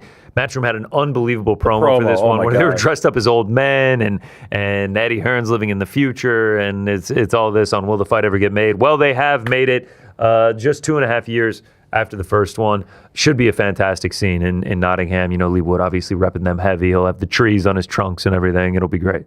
Yeah, this is one of those that, like, this is not world championship stakes, but the intensity of the rivalry, that was sparked in the first one, and then the result of the first one, Warrington feeling like a little bit hard done, beating the count, but then getting it waved off. It has only produced like I thought this would have been one that would have been run back much sooner, and that promo kind of like jokes about that, right? The idea that they're waiting their entire lives. The promo has them as old men to finally get it done.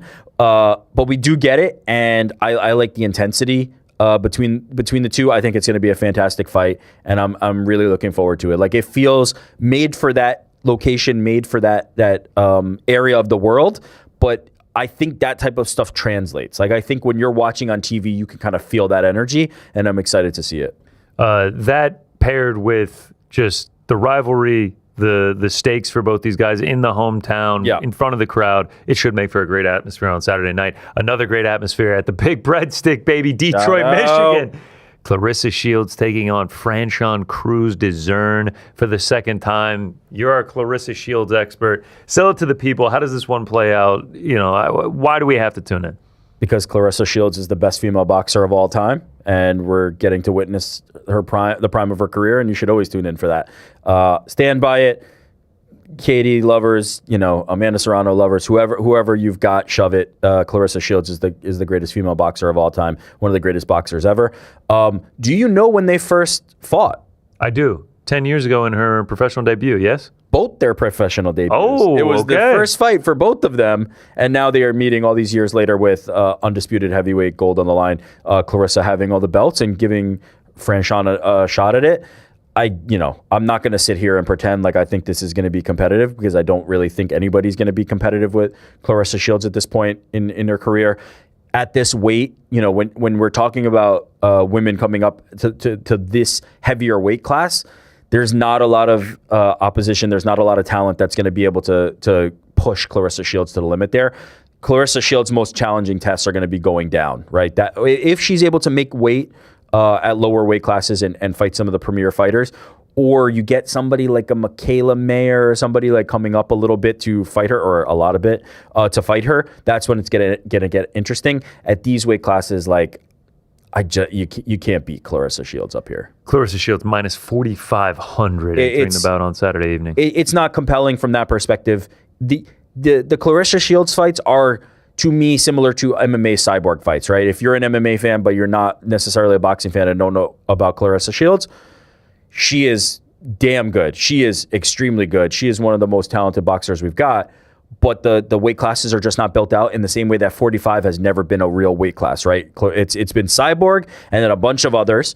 And so she's a destroyer. Not from the knockout perspective, but it's just one-way traffic. I expect more of the same. Clarissa Shields will get it done, and then hopefully there's a big name fight on the horizon for her, because I think she deserves that. But she can continue to sell out Little Big Caesars for as long as she wants. She is Michigan's own, and she's exciting. She's exciting. Look, it's not going to be like one hitter quitter, but she brings it. She's not somebody who just sits there and plods. It's going to be a good fight, but Clarissa's going to win. When does the Big Breadstick officially become the house that Clarissa built? It already is. I love it.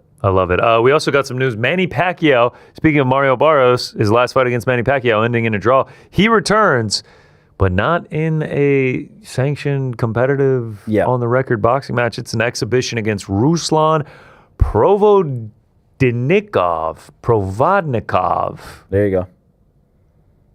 Yeah, it's on April 18th. It's at the Thomas and Mack Center in Las Vegas. Just doesn't make a ton of sense to me. Like, we were just competitive with the WBC champ. A lot of people thought he won that fight. Took him to a draw. We were also getting rumbles of Floyd Mayweather, and now Floyd Mayweather is boxing Mike Tyson. Wouldn't Mayweather and Pacquiao have made a little more sense? Wouldn't we have been more excited about that potentially? I don't know. I don't know. I guess we would have, but if it's all exhibitions in the Congo, what difference does it make?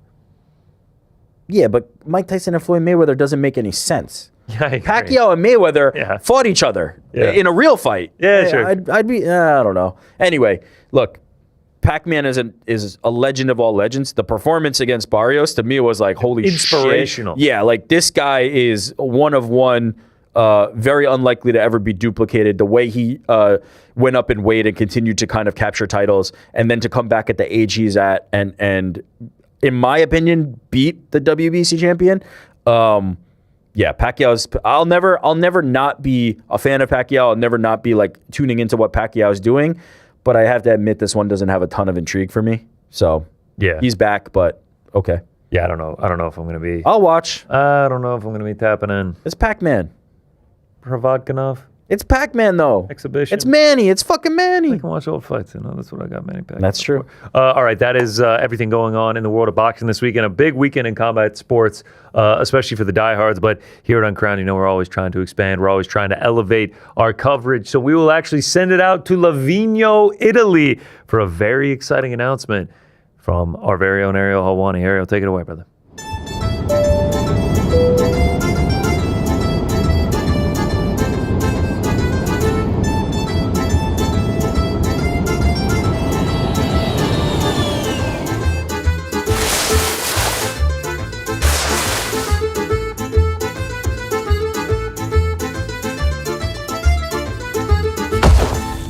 Hello, my dear friends. I miss you all. Olympic Ariel here once again from beautiful, snowy Livigno, Italy. Oh gosh, what a time. I don't know if you can hear to my right, there's a whole party going on over there. That's pretty much been the vibe since we got here. Everyone's in such a good mood. Everyone's having such a great time. And I am in such a good mood, although our time here is coming to an end. We are soon leaving Livigno, going 4 hours to Milano for the final stretch of these games. And then I'm back. So hopefully you didn't miss me too much. I'll be back in no time. By the way, for those wondering, my first show back in studio will be on March 2nd, though we'll still have a ton of stuff lined up and we're not gonna miss a day. So don't worry. But I am here with another big announcement, my friends. So, golly, the announcements have been coming fast and furious. Last week, I told you about the addition of the Uncrowned Wrestling Show. We're already 2 episodes in. The second episode was phenomenal. Shout out to Jason. It dropped on Tuesday. So that's going to be the cadence from here on out. Every Tuesday night, you'll get the Uncrowned Wrestling Show on the Ariel Helwani Show feed. Audio only, by the way. And everything else is going great. uncrownedfilms.com, all that stuff and more. But I am here to announce that we are adding another great show to the family of programs that we have here at the Uncrowned HQ. And this one I'm very, very excited about.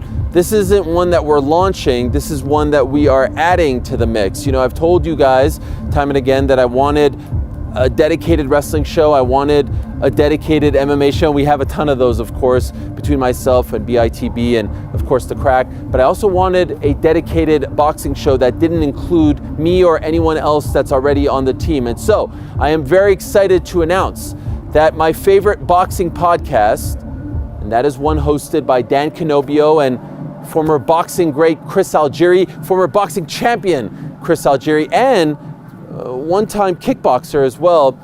They host a show called Inside Boxing Live. That is now going to be joining the Uncrowned family of shows. Can't wait for this. So excited about this. Dan and I have been working on this for quite some time, and now it is officially done. So, Inside Boxing Live, which may be having a bit of a name change, but I'll let Dan talk about that in a second as well. They will be joining us. They'll be dropping shows on the feed every Sunday and Thursday, talking all things boxing, and I think that they do it better than anyone. And their YouTube page, if you're a subscriber over there, will continue. No changes there. If you're not a subscriber, definitely go ahead and subscribe to their page. And then as far as the YouTube, it will continue as is. The audio will come onto my feed as well and will continue on their feed, but they are going to be a part of the Uncrowned family. So you'll see their stuff on uncrowned.com. They're family members now. They're a part of the crew, and I'm so very excited about that. No more talking from me. I want to send it over to Dan and Chris, who have more on this very big announcement. All right, thanks, Ariel. We are very excited to be joining the Uncrowned Network and Yahoo Sports here on Inside Boxing. Notice that I dropped the live. It is no longer Inside Boxing Live. Fun fact, we haven't been live since 2017. Fresh coat of paint on the show. New name, new logo, new music, same hard-hitting, unbiased boxing analysis, Chris. Yeah, super excited. Just more Inside Boxing for you guys. And listen, everybody listening at home, nothing's going to change. It's still going to be Dan and I. We're still going to do what we do. So you're not going to miss a beat. If anything, we're going to be adding more. We're going to be going live during the week and have post-fight shows. First episode drops on Sunday following Ryan Garcia and Mario Barrios. The Uncrowned Inside Boxing era has begun. Over to you, Ariel. All right, so there you have it. Very exciting. Inside Boxing Live is now Inside Boxing. It's now going to be a part of the Uncrowned family. Every Sunday and Thursday, new episodes dropping on the Ariel Helwani Show feed. Their YouTube channel will remain. You'll see clips from those two great guys on uncrowned.com. Nobody breaks down the boxing business better than them. You've got a journalist like Dan and a guy who's grown up in the business through the CompuBox conglomerate, if you will, and then you've got a former champion like Chris Algieri. It's a great mix, an amazing meeting of the minds, and like I've said, I've been watching and listening to them for quite some time, so it's very, very exciting that they're now part of our family, breaking things down, and I love the fact that there'll be a Sunday pod after all the big shows, and what better time than now with this Sunday being the first episode immediately following the Ryan Garcia versus Mario Barrios WBC welterweight title fight. So an amazing time to kick this off. We've got now a wrestling show, a boxing show, our shows. Who's luckier than us? The family gets bigger, the best get better, we get stronger. So excited about this. Appreciate them joining us. Welcome to the team, Dan and Chris. This is going to be amazing, and like I've always said, Uncrowned #1 as far as combat sports is concerned. If you don't believe us by now, I don't know what you're waiting for. This is a very exciting time for all of us. All right, that does it for me. Back to the guys in the studio. Welcome to the family, Dan and Chris. Yes, exciting stuff from Ariel there, Dan Canobio, Chris Algieri. Welcome to the team. Exciting stuff, man. Adding a boxing show to the wrinkle. Yeah, a great show that's already established itself, joining the Uncrowned family. Also, shout out to the Solo Monster who put out the second Uncrowned wrestling show. We're rolling, baby. Shout out to the Solo Monster. The pipes on that guy. Yeah, he's got a great voice. Super happy to have Dan and Chris. Super happy to have the Solo Monster, Jason Solomon. We're building. We're growing. We're continuing to expand. Working out the kinks, working through the kinks. No, there's no kinks. We've been rolling. We're hitting the ground. Yo, how about Ariel's fits? I feel like he's elevating him every time he sends one in. That was a nice one with the scarf matching the knit hat. Elevating. The look is always drastically different. The setting is always drastically different. Like the background, the location, and the tightness of the shot is always drastically different. One time it's like we've got from knees up. One time it's like we've got only from neck up. One time it's like we got a half body. One time every single shot. One time we got the phone in the middle of a traffic jam. Hey guys, I'm roadside here in Lavinia. Then we got the music for this one. Are we gonna get one from Milano on Monday? Yeah, we have to. Milano Cortina. Thank you very much, Ariel. Yeah. And welcome Dan, welcome Chris. Gonna be a great addition to the network here. My man, baby. Welcome in Dan. Welcome in Chris. Some other fights going down this weekend. It's not just the boxing. It's not just the UFC. We are also getting Cage Warriors 200 over in Dublin. For sure. 2 title fights on that one. A lot of Irish fighters. You're also getting KSW 115 in Poland. Yep. You can just park it in front of the TV on Saturday and just enjoy yourself from dawn to dusk and be watching fights. But tonight, free on YouTube, your GOAT, your heavyweight GOAT. That's not quite what I said. Your heavyweight GOAT, yeah. Gable Steveson, fighting on Mexican Fight League MFL 3 against Hugo Pandemonium Lazama. I think fighting is kind. 7 o'clock, 8 o'clock. Just tap into the YouTube. It's free to watch, easy to pull up. And this could be Gable Steveson's final stop before the UFC. It very well could be. Again, very kind of you to call it a fight because this is going to be a one-sided beatdown. Wow. Gable Steveson is going to walk through him en route to the White House debut, and then en route maybe to that title, baby. Maybe to that title by the end of 2026, early 2027. Yeah, I mean, obviously, Gable is an uber prospect, and this feels like, an opportunity for him to get one more under his belt. And this is like beating up babies. You said it, Frank, not me. Actually, you said it, Dana. Triggered by Frank. But yeah, come on. Let's be real here. Wait till Pandemonium causes pandemonium. Stop this evening. Stop it. We did get a view of the face-off down in Mexico ahead of the fight tonight. Here we go. A little weigh-in action. Looking svelte. I always forget how tatted he is. Yeah, he is tatted up. Here it is.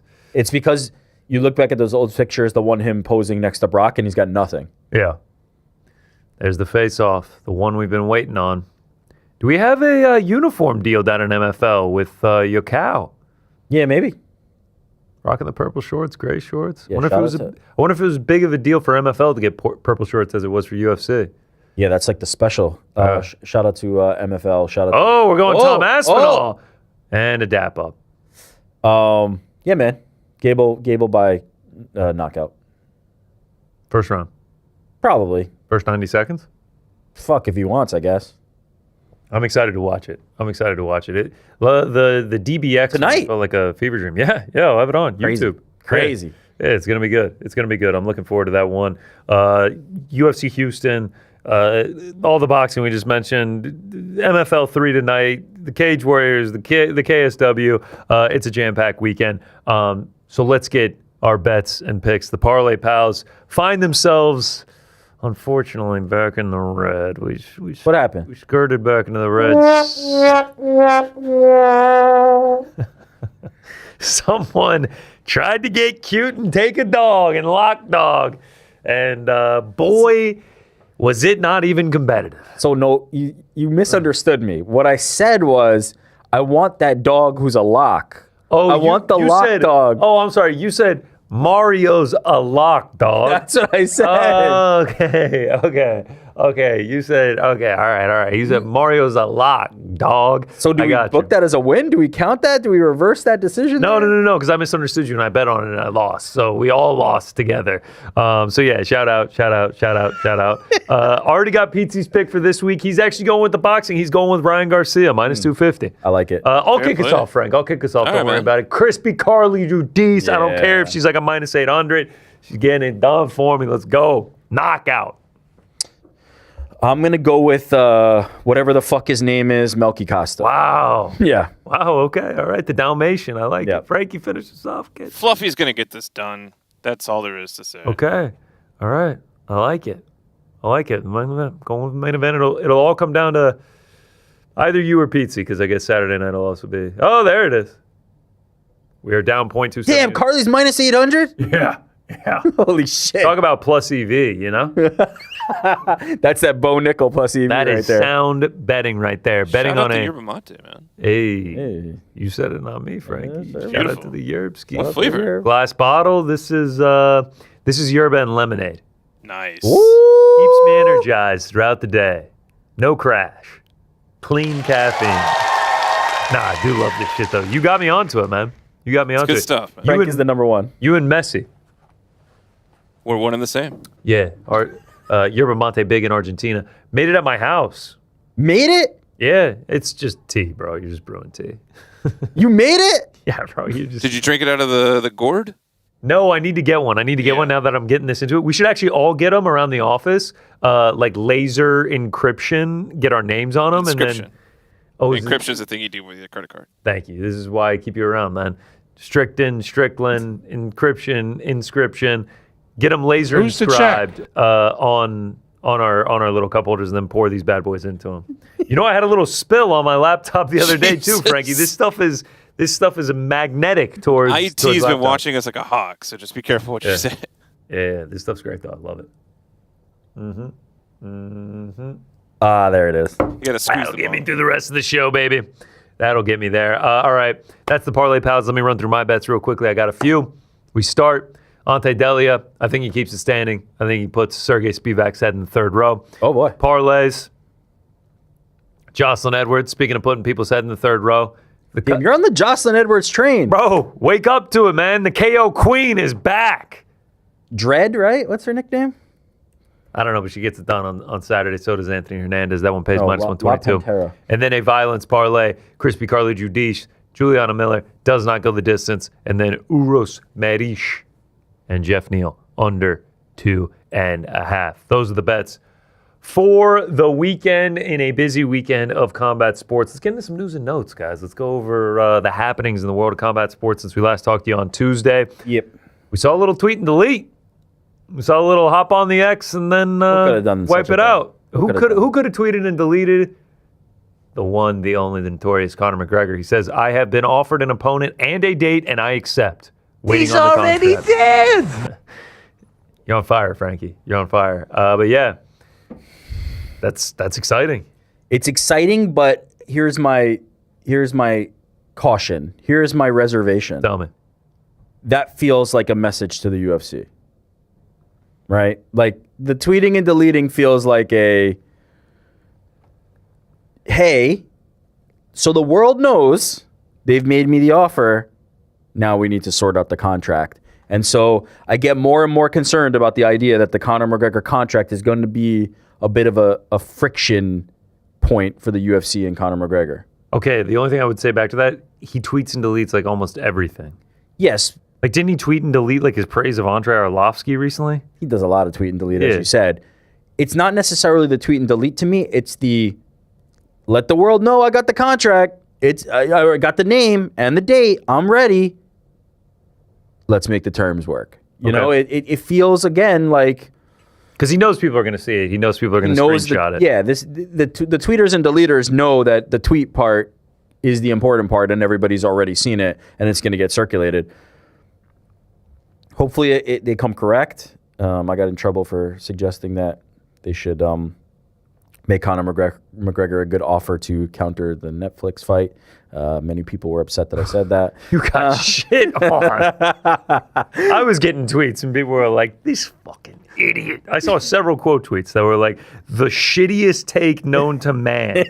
I was like watching them. I was like, oh, they didn't pan over to me at all. This is all just Rick. They think he's just soloing, piping down a camera and just staring straight down the barrel and just firing this one off. I will say no regrets. People were upset, man. People were upset with us saying that we think Ronda Rousey versus Gina's going to do Carano's going to do big numbers. Yeah. Speaking of that, Ronda Rousey herself suggested that that fight is calling out and tagging him. She said at UFC at Paramount Plus, the rivalry has many layers. At Netflix isn't playing around. Bet you we can beat Paramount Plus and UFC numbers. So I'm not alone in this. We'll see. You know, the results remain to be seen. I think it's going to be a massive fight. Either way, returning to the Conor McGregor aspect of it, I have to imagine that whoever that name is, the location date is White House, June 13, 14? What's the date? 14. June 14. You don't know your own president's birthday? Yeah, it's kind of shameful. Do you think they'll change President's Day to that date? So shout out to Conor McGregor, but this feels like a little bit of a sub tweet. Yeah. If I'm reading the tea leaves. We'll see. Speaking of next fights for big superstars in the promotion, one of the most prolific interviewers we have in this space got to sit down with Alex Pereira, Walter Walker, on his YouTube channel. Most of the interview is in Portuguese, so we just have quote cards here for this. But Alex Pereira says, we are talking about some things. My next fight, we've already started conversations. It took a little while, but it's very close to something being announced. That's exciting. Speculate. What do we think? What do I think it is? Well, let's wait on the speculation because we did get a video of him out in Thailand hitting the scales. Uh-oh. Says, you know what? He looks big. See what I'm at. He looks pretty big. Dials it in. I got my binoculars on. What do we got? It says 110 kilos, which is the equivalent of 242 pounds. Oh, boy. Takes the shirt off, just in case. Save the couple extra ounces. See it? Says 40 something? Says 110 kgs. Looks at the camera, hits that nod, says, Shama. Oh, boy. All right. To me, it feels like if he's about to get a fight announced, he's probably not going to be looking to cut down 40 pounds. I think he's going to heavyweight. Against? Cyril Gane interim. Yeah, me too. At first, I was thinking Alex and John. I don't think, if they're already talking to Alex Pereira about this, it feels more likely that it would be against Cyril Gane than John Jones because of the diciness around the relationship between John Jones and Dana White. Now John's coming out with the arthritis thing. It more feels like that's probably like a smoother, quicker path into it. And it's also like you don't have to really necessarily do that at the White House, right? The White House thing was John Jones's creation, right? Was I need to fight at the White House. Alex Pereira would be a great opponent. Alex Pereira versus Cyril Gane, UFC is using that to headline Vegas, this place, that place. It doesn't really matter. They'll go anywhere with that. And so I have to think that, yeah, it's time for him to go to heavyweight. Could it be against any heavyweight, not Cyril Gane? I don't think so, just because Aspinall is on ice. We don't know what's going on with him. You need to keep the heavyweight division moving. We have no idea when he's going to be back. And also, like, I keep wondering, when are they going to announce UFC 327? Do we have a location for it? Miami. Oh, that's the Miami Yeah, card. I think on Saturday we'll be like 6 weeks away from it. Alex Pereira versus. That's what I'm thinking. In Miami. That is my uneducated guess. That is my speculation. I think it's Alex Pereira, Cyril Gane, Miami, interim title. Boy, Alex Pereira could potentially be the. Does interim count if we're doing triple champ? No, I'm not. I'm not counting it. No, That's I'm not. That's kind of a blow to Pereira, no? But if he wins this belt, then he immediately will get a title shot against Tom Aspinall. Immediately? When's Tom Aspinall coming back? I don't know. Yeah, so that's not immediately. His next fight. Or does Tommy get the belt taken off him? There is a world, yeah. That the UFC goes, we can't not have the championship be on the line here. Talk to Tom and see if. Oh, you're saying they force him to vacate now and they make it the undisputed. We've seen crazier shit. Undisputed. That'd be crazy. Tom, look, if I'm the UFC, right? By the way, this is not me advocating for Tom Aspinall to be stripped. Tom Aspinall, much like I said about John Jones, by the way, Tom Aspinall should hold on to that belt with everything that he has, and there should be no reason for him to give it up. The same way I thought it made sense for Tom to be interim champion, and they didn't need to strip John Jones. I was totally on board with that strategy when it applied to John, and I feel exactly the same way about Tom. There's no need to take that belt from him. But if I am the UFC, there's a conceivable argument to go to Tom Aspinall and say, unless you can give me a timeline for when you're going to return, I'm feeling like I should be able to take this belt away. It's a great point. Make an argument against it. And if you can't give me a timeline, he doesn't have much of a leg to stand on. So I could see a world where the UFC does that. I would think it would be stupid. I think it'd be unfortunate. I think Tom Aspinall is somebody you'd want to keep your belt around, and you could very easily do an interim. But if you do want to ratchet up the stakes, Alex Pereira getting a third title potentially, if he can beat Cyril Gane, is an interesting perspective. So, yeah, I think all signs are pointing that way, huh? Yeah. I mean, it's a great fight. You know, is that the second best option behind John Jones? Like, would that be your number 2 choice if it wasn't John Jones? And not Tom Aspinall? Well, not Tom. We don't know. Yeah, so Alex has to fight. Yeah, at heavyweight for sure. Yeah, for sure, because you can put an interim title on the line, and that'd be a fight. That'd be a hell of a fight. And yeah, like Cyril Gane is not someone that typically goes to the grappling that much. So like we could see it be striking where Alex Pereira obviously shines. Damn, that could be fun. It's exciting stuff. Continuation of that interview, he also commented on Tom Aspinall. Speaking of, he says, "I don't mess around with health, man. The guy's a fighter. He's not going to fake something like that. I saw the photo he posted. His eyes were all red. It even had me scared a little bit." So Alex Pereira obviously showing, respect to Tom Aspinall. MMA, shithead 64 said that Tom's a pussy and, he faked it and he had LASIK and all the stuff. Yeah, for sure. What the fuck does Alex Pereira know? Nothing. He hasn't dug into this. Anything. He's not out here, diving into what's true. The anonymous Twitter account knows more. Come on, be for real. Be for real. They definitely know. Let's keep rolling along. Speaking of champs, Islam has come out and confirmed that him versus Ilya ain't happening at the White House. He says that Topuria already has opponents lined up, and the UFC is not interested in that fight right now. We have to assume that's Justin Gaethje, right? Like that has to be the fight. Yeah, I think it's going to be Gaethje and Ilya at the White House. Whether that's the main event is TBD, but that kind of feels like what we're feeling. He also talked about Michael Morales to Yusha Taika. Morales is way more dangerous as a puncher. He puts people to sleep with damn near every shot he lands. I don't see Topuria being as dangerous at 170. So it feels like, the more natural 170, the big, lanky dude, massive power, and Michael Morales poses a little bit more of a threat to him than Ilya Topuria. Yeah, and I've been on record. I think Michael Morales poses the biggest threat to him, period, at welterweight. I think that Michael Morales is the most dangerous kind of opponent that he could face.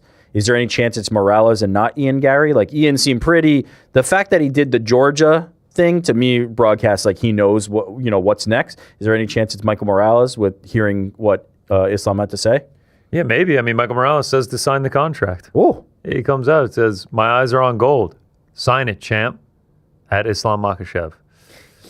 Is there a chance though that they Ian Gary had a contract in front of him. Michael Morales had a contract in front of him. Islam gets to decide. Maybe we'll see. Maybe. I mean, he's been a long-standing champion. I wouldn't be shocked. Islam spoke on Ian Gary, and he says in Georgia, because obviously we know Ian Gary has made his way out to Georgia to learn wrestling. Ian Gary will probably improve in some areas. I've been wrestling my whole life, not just 2 to 3 months. Don't waste your time. I love how it's always 2 to 3 months. That's always the timeline for 2 to 3. 2 to 3. X. 2 to 3 days, months, 2 3 years. 2 3 months. Decades. Yeah. Also, 2 3 months puts us at like the May pay-per-view. What does he know? Islam versus Ian Gary on the May pay-per-view? There you go. Okay, so then where does Alex and Cyril land? April. Oh, that's the April That's one. Miami. Okay. I think we're shaping this up right here. I think we're reading the tea leaves. Interesting. I think we're reading the tea leaves. Ian Gary obviously made some posts from Georgia. There's no one in the world that learns faster than me, and it's him in a wrestling room with the song playing No Days Off. He's very cryptic. Like, a lot of the things that he posts, like it makes sense. Like I'm tracking. It's like it's a cool thing to do. Islam said you need more than 2 to 3 months. He's like, nah, I learned fast, bro. Don't sweat. Yeah, it's good. It's good. 2 to 3 months and forget for Ian Gary. The 2 to 3 months feels specific, man. It feels like he knows. Feels like he knows, man. Yeah. Yeah. So that's my guess. Alex, Cyril, Miami, Islam, Ian, May. Where is May? Vegas? I don't think we know yet. Okay.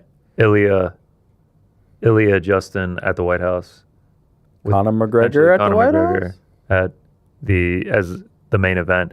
One other man in the welterweight division who also seems to have some sort of contract and his opponent is not signing it is Carlos Praches.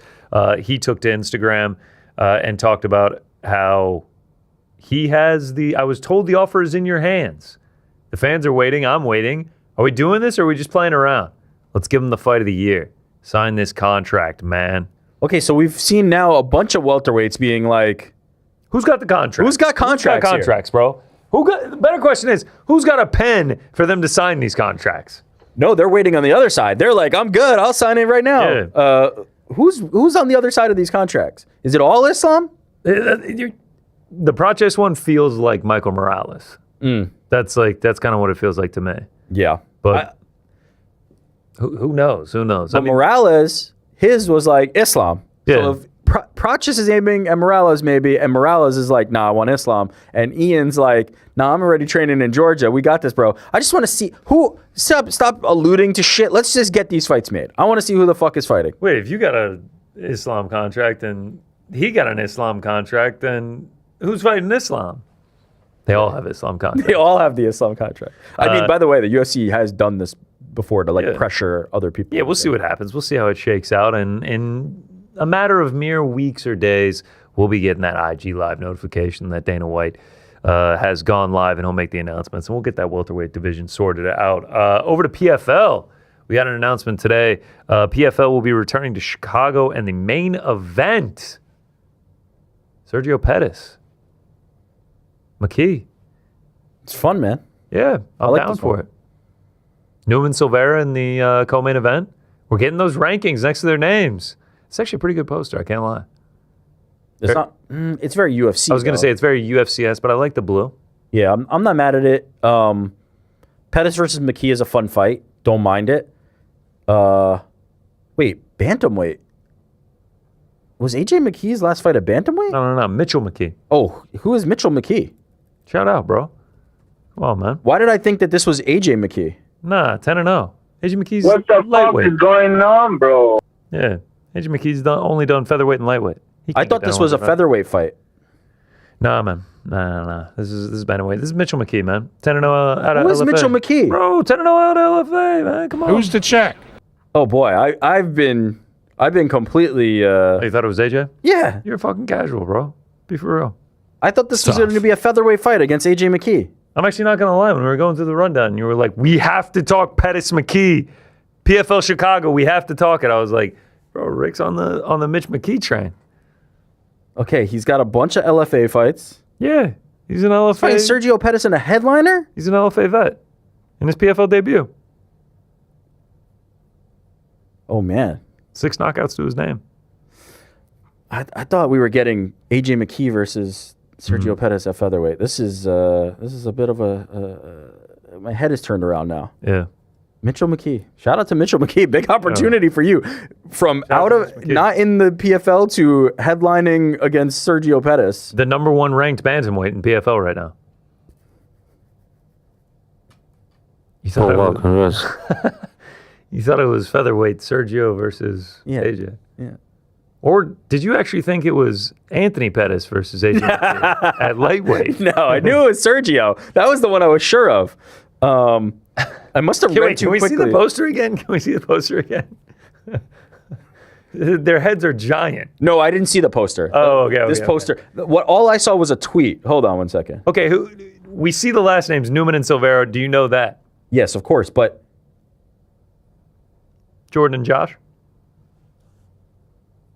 What are you trying to figure out right now? I was trying to figure out why I thought it was AJ McKee. Keep my fucking name out your mouth. I read the original tweet too quickly, is what it is. The tweet literally says Sergio I know Pettis it does. Mitch McKee to headline PFL Chicago. I know. I saw the graphic first, and I actually said the same thing. I was like, oh shit, Pettis McKee, and then I was like, oh, it's Mitchell. My boy Mitch McKee's finally getting an op. Oh, you knew right away it was Mitchell, brother. I'm on Vice on Friday night watching Jordan pointing out exactly what I'm realizing now is like the tweet that I read initially does say Mitch McKee. Shout out to Mitch McKee. Big opportunity, bro. You actually posted the tweet in the Slack. I know. Actually, word for word.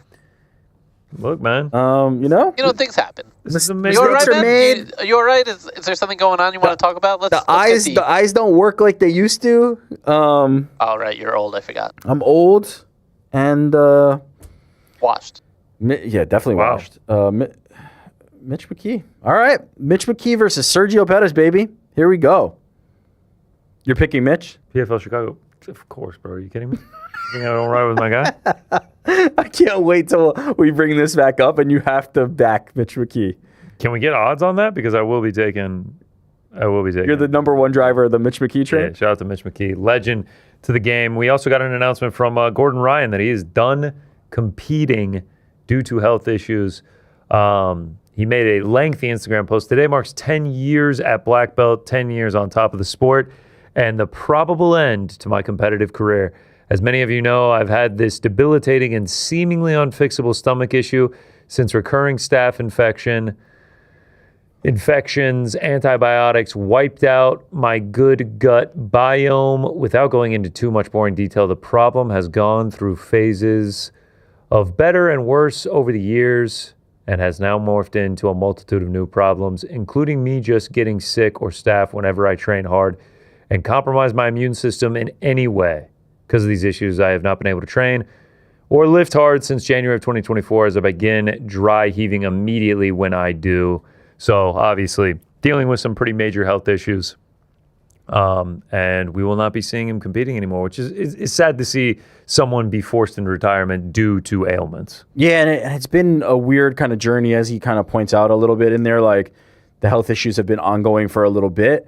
Obviously, one of the most talented jiu-jitsu practitioners we've had, if not like the best. So yeah, a bit of an odd one, but you know, the guy can make money doing seminars, the coaching, doing whatever's next for him. Not concerned about that part of it. Like, I think he can still go on to have an incredible life and career, but sort out his health issues and then maybe one day back to competition. I think he's always been hopeful of, like, you know, kind of trying to get back in there, but it seems like the health issues have finally forced him out. But yeah, he will. I imagine he will be around the BJJ space for a very long time still. That is the news and notes from around the world in combat sports. And I have to say, just to back you up here, we're getting a Slack here from our boy Josh. Shout out to Josh up at Syracuse, doing a fantastic job. He said, not going to lie, thought Anthony Pettis was making his return for against AJ. Yeah, see, that's not what I thought, though. I have to, you know, cop to it. I thought featherweight Pettis McKee. I actually saw it and was like, yo, Mitch! Let's go. No, you did not. Let's go. That's that bullshit. That's that bullshit. All right, let's get into our pound for pound rankings in honor of UFC Houston. You see the jersey, the rockets on it, Space City. We're going to do pound for pound astronauts. Frankie, what's the order, bro? You know what? I'm going to start us off this time. Okay. Nice. Then we're going to go to Rick. Nice. All right. We'll have you finish us. Whoa. Off. I'll have Whoa. you finish us off. Pause. Starting at number 5 is my man Frank. This is Frank Poole from 2001, A Space Odyssey, not Mysterious Frank. This guy's GOAT status, but gets capped by HAL 9000. That's a little sad. Here he is dying. It's really unfortunate. Dude, fucking spoilers, bro. I was going to watch it. Movie's only been out for over 50 years, so get on top of it. But Frank's the GOAT. Love it.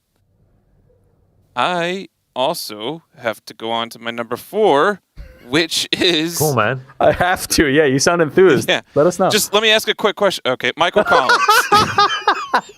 This has been botched so badly so far. Yep, tell us. Michael Collins is the 3rd astronaut that was on board Apollo 11, but while Buzz and Neil were walking around the moon, this guy stayed in the module that was orbiting the moon. And I just wanted to give him a shout out because he's often omitted from the list of great achievements done by the Apollo program. This guy started on Gemini. Just love for Michael Collins. Without him, those two guys would not have been able to escape the moon and come back home safely. That picture goes hard. All of them got that pic in front of like the moon backdrop. Yeah, but what's funny is the other two were probably taking a picture together, and he was left with the selfie. Wait, is that the backdrop or is that selfie set? Wow, you're a truther, Jordan. Listen, man. You know, Was the moon landing real or not? did you see the flag moving? No, because there should be no atmosphere. it had a horizontal. Okay. Anyway, number 3 is the lovable Laika. This was a dog that the Soviet Union actually Legend. put into orbit, first orbit of an animal. Unfortunately, she wasn't expected to come back, and she did not.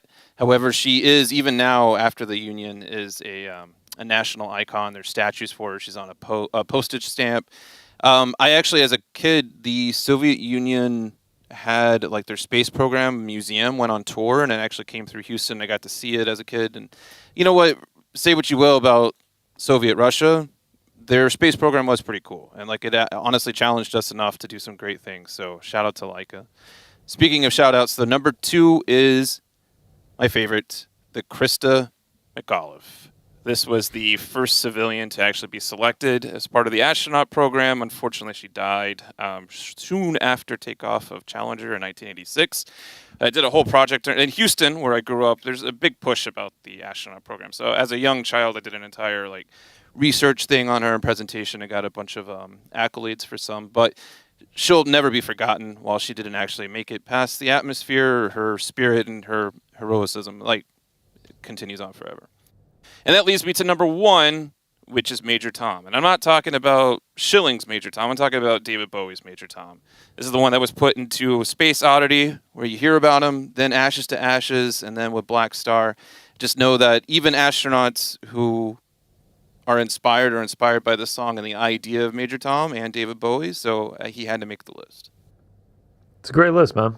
Love that. Bravo to Love you. the clap. Bravo to you. Who's up next? I think it was me. There's nothing better than the Frank Classic doing the list. My favorite, number 2, just the my GOAT, the endorsement of the premium of the number 1 always comes for number 2 through 5. The transitions are also just always phenomenal. Okay, and now it's time for me to move on to my number 4. Like it. All right. I played a little fast and loose with the rules. I got to just say that up front. I like it. I like it. I played a little fast and loose. My interpretation of astronaut for the purposes of this exercise were earthbound beings. Great game. Oh, Jesus. Okay. Earthbound beings. Anyone heading to Earth? No. Like as in from the Earth. Oh, okay. That travel to space. That are on a journey to space. They are sent to space for a purpose. Spacebound. Spacebound. Yeah. And so, number 5, Harry Stamper. Shout out to a legend, absolute legend, Harry Stamper. You may recognize this former driller turned astronaut from the film Armageddon. Oh, yeah. Shout out. Bruce Willis's character in Armageddon. Sacrifices it all, sacrifices it all for the good of the planet. A very emotional moment, a touching scene. But just like the moments in that film where Driller is explaining complex things to literal rocket scientists, sets that movie apart. It's an incredible performance by Bruce Willis and a great film. If you haven't seen, have you seen Armageddon? I have, yeah. We were just talking about that. What'd you think about it? Yeah, it's like a nice, entertaining movie. Like it's like something you turn on and you kind of turn the brain off. What about the little animal crackers, Liv Tyler and Ben Affleck? Yeah. Fantastic. Young Ben Affleck, very young Ben Affleck. My favorite. Shout out to Bruce Willis too, playing Pops. How about the blonde hair on Bruce? Looking good. He had that in Fifth Element as well, right? But my favorite part of this is Affleck, I guess like in one of the DVD commentaries, says that while they were on set, he asked, like, why train a driller to be an astronaut and not an astronaut be a driller? And he was told to shut the fuck up. Yeah, we have had this exact conversation before, Frank. Is our control room banter just an endless loop of conversations we run around? You know what? I don't mind if it is. Yeah, we have absolutely had this conversation before. Shout out to Armageddon. All right. We might have had it when I watched it. I watched it on like TNT a couple years ago. It was on TNT every single day. It's required programming on TNT here in the States every day. Number 8. Number 4, David 8. Nice. Prometheus, the android sent alongside the humans by the Weyland Corporation into outer space to search for the engineers. Just a very fascinating character, a very fascinating being and performance, obviously by Michael Fassbender. A bit of a god complex. Reminds me a little bit of myself, actually. Shout out David 8. Wow. What are you going to turn on all of us? Or? Yeah, look, I don't have a lot of time for the weak, the feeble, the meek. I tend to be goal-oriented. Are you into yourself as well? Who's to check? Who's to check, Frank? Because here we go. This is David 8 making out with David 8. It was a great scene. It was a great scene, This is your favorite scene. And there's something that spoke to me about David 8. So let's just end it there. Number 3, a legendary astronaut, a legendary explorer, James Tiberius Kirk. Okay. Shout out. Captain Kirk. Yep. There Star Trek. The 2009 I was going to say. But here's the important. Yeah, we're Chris Pine. We're going Chris Pine over William Shatner. Shout out to the Shat. Shout out to Shatner, fantastic, the inspiration for the Michael Myers mask. But James T. Kirk, my James T. Kirk is Chris Pine. I thought they did a fantastic job with that film. And James T. Kirk was made very cool by Chris Pine in that. I just love the idea of like Earthlings exploring space in that way, and it made Star Trek cool again.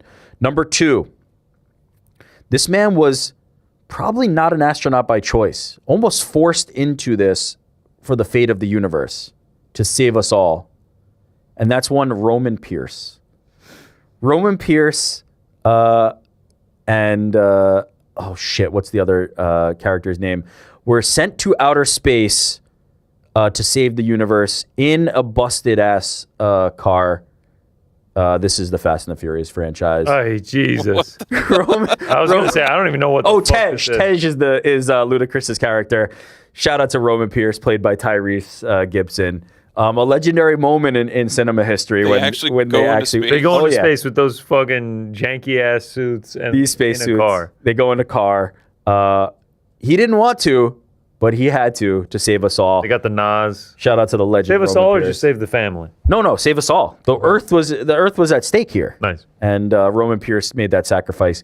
Came back safe and sound, but he traversed outer space. Number 1, this was easy. As soon as we were talking about this, I knew how it had to be a space marine of sorts. No, not of sorts. Exactly a space marine. The one, the only, Johnny Rico. Johnny Rico, the absolute fucking GOAT.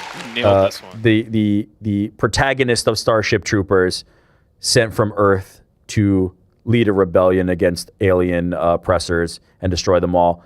Played by Casper Van Diem. I mean, look at this fucking guy. Were they really the oppressors? Great head of hair on, bro. Great head of hair, great face. I mean, great everything. This guy is a fantastic looking human. I do take issue with you saying that the aliens are oppressors. They're actually the victims in that.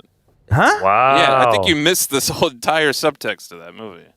Tell me more. I think you just we'll off air about it. But like the whole idea is that they are planning the attacks on them as like false flags to. Yeah, but you're doing the interpretation of the film itself. I'm talking it's about literally a Van Hooven film. Like it is satire, and I think you missed all of it. No. You are reading it from that angle. Does Johnny Rico believe he's that? still a badass. Okay, but what I'm asking you is, does Johnny Rico believe that? We saw that man score his test results. He ain't thinking much deeper than what is in front of him. The Johnny Rico test results. Shout out, Starship Troopers is a fantastic film. As Frank alluded to, what's the word I'm looking for? Not a parody, Satire. A satire film. Fantastic one. Johnny Rico's a bad motherfucker. I love it. I love these lists so far. I barely recognize any of these names. Let me kick mine off. But I am going to share one with Frankie here, and that is Laika. First creature to orbit the Earth. Sputnik 2, shout out, legend of the game. Her sacrifice will not be forgotten. May she rest in peace. Yeah, incredible stuff. Well said. What's that? I said well said. Yeah, legend of the game. Number 4, another legend, Buzz Aldrin. Doctor at MIT, had 66 combat flights in the Korean War, second man on the moon, last survivor of Apollo 11, and the dude's got a nasty right hook. Do we have the video? Can we play the video? Here it is. He's getting confronted by a conspiracy theorist. Pop! Get the fuck out of my face, bro. That look on his face. He wants to hit him again. Oh yeah, he's about to go for another one. Let's get Buzz Aldrin in the senior weight division, bro. He's got a fucking nasty right hook, man. Do you know the story behind that? The conspiracy theorists confronting him and everything. Yeah, but lied to him. We're just gonna do an interview, and then the first thing he did, he had a Bible. He's like, "Can you swear your hand on this Bible that you landed on the moon?" And he responded with a punch in the face. And he's pushing him hard, and he was following him, and he was just like, "You're a liar, you're a coward," and it's just like, bro. So get the fuck out of my face, man. You don't know what the fuck you're talking about. Number 3, Joseph Cooper. One of the GOATs. Sacrificed it all in an attempt to save the Earth, and he does it. Shout out to Big Coop. The only man for the job. NASA was left with nothing, and he did it. He took it all the way to the ends of space to save his family. I can't believe this is not your number 1. Nah, it's my number 2 because number 1... Wait, it's your number 3. No, I'm saying it's not my number 1. Because my number 2 is a man with a plan, a man with a catchphrase. How many astronauts have a catchphrase? To infinity and beyond, baby! Buzz Lightyear. Look at the drip. Look at the drip on Buzz when he's out of suit. What is this from? Toy Story. This is Buzz, bro. I got it off his IG. Yeah, get ready to hop in the suit. Shout out. Arnold? Yeah, shout out to Buzz Lightyear. Maybe the most beloved Pixar character of all time. The green and purple with the white, legend. Better than Woody, in my opinion. Better than Woody, absolutely. Yeah. Shout out to Buzz. Shout out to Buzz Lightyear. Everyone had a Buzz Lightyear toy. Number 1, this may garner some controversy, but he technically did go to space, and then he jumped from space back to the Earth's surface. It is Felix Baumgartner who did this for Red Bull. Yeah, shout out. I mean, we're in an astronaut suit right there. First man out of an aircraft to break the sound barrier. Jumped from 125,000 feet up in the air. Got going faster than the speed of sound, over 850 miles an hour. It's got a mission control. For me, that means he went to space. One of the most insane accomplishments in human history. And safely landed. That's a fucking great one. Oh, it's so good. He starts I don't know if you've ever watched it, but because of the Earth's rotation, he starts spinning like crazy, and they thought he was gonna die, and they thought blood was gonna start coming out of his eyes. But yeah, shout out to Felix Baumgartner. Shout out to Red Bull, man. Pretty much everything they do is great. You ever seen Art of Flight? Maybe, remind me. Fucking hell, it's a snowboarding doc. I rewatched it this weekend. I have not done. Oh, it's so fucking good. Travis Rice, Red Bull Media. It came out in 2011. All-time documentary. Great soundtrack. Anything Red Bull puts out, it's always gold. Their action sports are fantastic. Always want to have a good soundtrack to a film. It really makes it. It's a great pairing. Soundtrack. It's a great pairing. All right, that was Pound. Wait, were there any honorable mentions? Wallace and Gromit. They go to the moon to get some cheese. Oh, that's pretty good. I read about one recently. The guy that was put into orbit, then the Soviet Union collapsed, and they didn't bring him down for another 110 days. There's been a video that's been going viral of what it was like when they got him out, and he's just they're having to carry him. It's could you figure your shit out before, Yeah, it sucks. Jesus. Is there any profession just more universally cool than an astronaut? Athlete. I don't know. I was a fucking astronaut, bro. I went up to space. I saw it all. Just to be disrespected by some guy with a Bible being like, tell me the truth. Right, like if he went to the moon and then some guy born like 30 years later comes up to him screaming, she'd gotten more than a right hook. If you had the opportunity, would you go to space? Safety's not guaranteed. You know, your same risk as everybody else. It's a great question. You going? It's a great question. I don't feel like I want to do the training required. What are we doing? Are we flying up to space and coming down a la Katy You're doing Perry? an orbit. You're doing a space orbit. We're going to the station? Sure, why not? We going to the moon? Well, we've only allegedly been there once. It's time to go back. Allegedly? You do get some tang though on the flight. You get some tang. Hey, shout out to Tang, bro. Shout out to the Tang. Tang is pretty good. Yeah. Tang's great, Frank. Tang is great. It's orange. Comes in a can.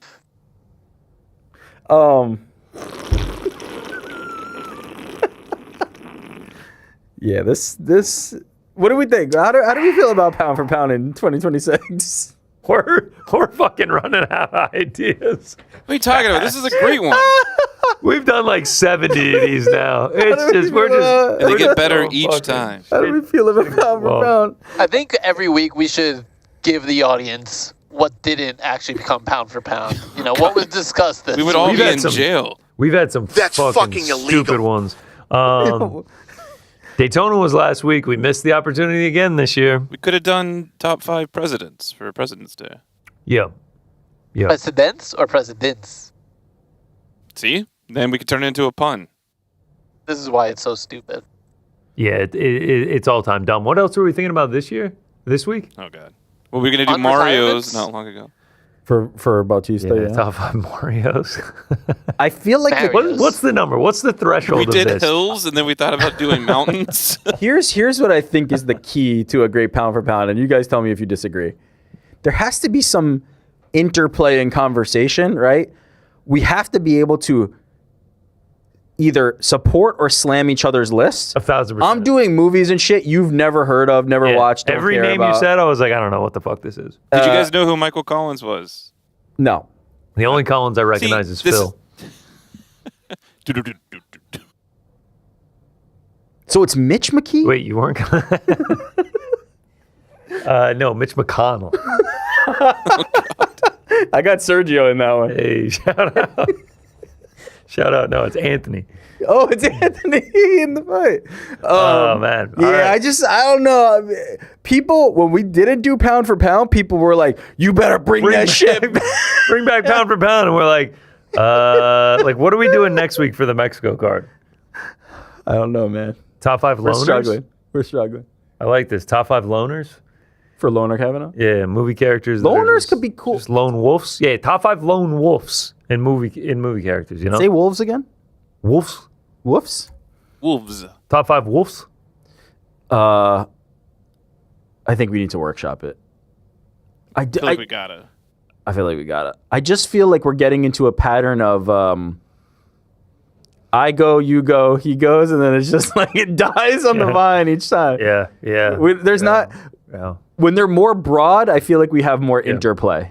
This is a live production meeting on the air. Should we change the way we do it? Should you guys all do number 5, then you all do number 4? That's not bad. He's only mentioned that 8 times Pound since for we started doing pound for this. pound Jim Carrey movies. That's a shit one. Pound for pound favorite persons you share your name with. It is tough. Never let the pound for pound die. The worse the topics, the better the segment is. We have done so many dumbs. Pound for pound greens was all time. Hills and greens were inspired. All right, that is it for pound for pound. UFC Forever? For UFC Houston, at least. For UFC Houston, at least. I don't know what if they ever go back to Houston. I don't know what we do. I don't know what we would do. Best Pound for pound Rockets? Houston-based hip-hop songs. We'll workshop something. We'll figure it out. Before we move on to voicemails and super chats, though, me, Rick, Frankie, Andy, Rob, Sam, the whole team hopped in the old Winnebago and drove up to Javelina to get some authentic Tex-Mex ahead of the promotion's return to the Lone Star State. This is Fight Feast Houston. Howdy, partners. It's UFC Houston Fight Week. Anthony Fluffy Hernandez versus Sean Strickland going down in Space City this weekend. So in honor of the promotion's return to the Lone Star State, we are here at Javelina to try the best Tex-Mex in all of New York City. And look who's joining me. This Aldi sweater wearing, magic playing dork. Fight Feast episode 34? 32? Let's go.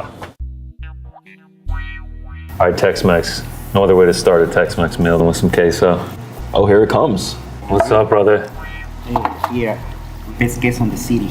Best queso in the city. On a busy day, how much queso do y'all go through? Like 7 gallons. 7 gallons in one day? Yeah. Of melted cheese? Yeah. You didn't hear him? It's the best in the city, bro. All right, here we go. Best queso in the city. I can't wait to try it.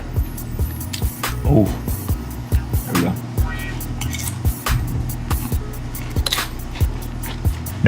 Yeah. Yeah, it's drinkable. Mm-hmm. I could actually drink it.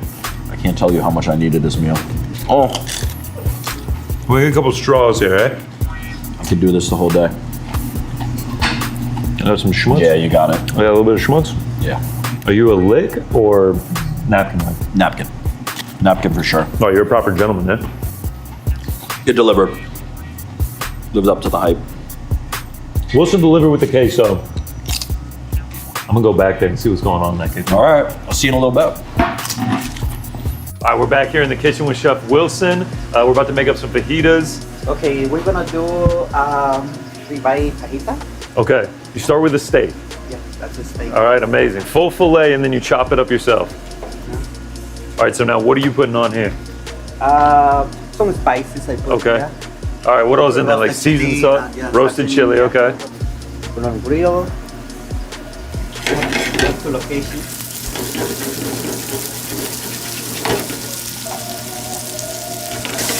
Yeah, there it is. Is this your favorite dish to make on the whole menu? Ribeye. The ribeye is new in the menu. Okay, the ribeye, just ribeye, not even the fajita. Ribeye, and we serve it with pistachio chimichurri. Amazing. Pistachio chimichurri? Oh, you're getting creative with it. I love it, man. All right, here we go, Rob.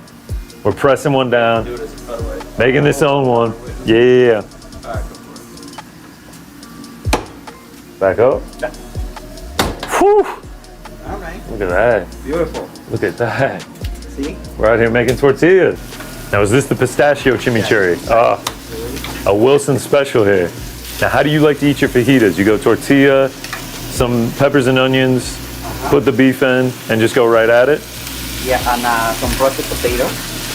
Oh, roasted potato as well. Yeah, roasted potato. That looks fantastic, man. Ribeye fajita. Thank you so much, Wilson. You're the man. Thank you. All right, now we go to Rick at the table. Look at him in his Aldi sweater. Kind of birds. Got here. Wait, staff. Well, I'll be for me. Let's get you in some real Houston garb here, Rick. Get that going on. If I'm gonna rock the Rockets. All right. Just for you. All right, we got fajitas, a Houston classic. Mama Ninfa Lorenzo originated these. The sizzling plate that all originated in Houston. They still run a restaurant down there. We got steak, fresh grilled up ribeye. Like I'm talking like I saw him pull out the filet, chop it up, grill it right in front of us. We got peppers, onions, pistachio chimichurri. This is a Wilson special in the back. Roasted potatoes, sour cream, pico de gallo, guac, fresh made tortillas. This was dough. This was all you. This was dough 45 seconds ago. We pressed it down, threw it on the griddle, made right in front of you. All right, the move. Yeah. Sour cream, pico, Let's get guac. some of this. Get some potatoes on there as well. Steak smells unbelievable. God, it looks fucking incredible. Cheers, brother. Fajitas.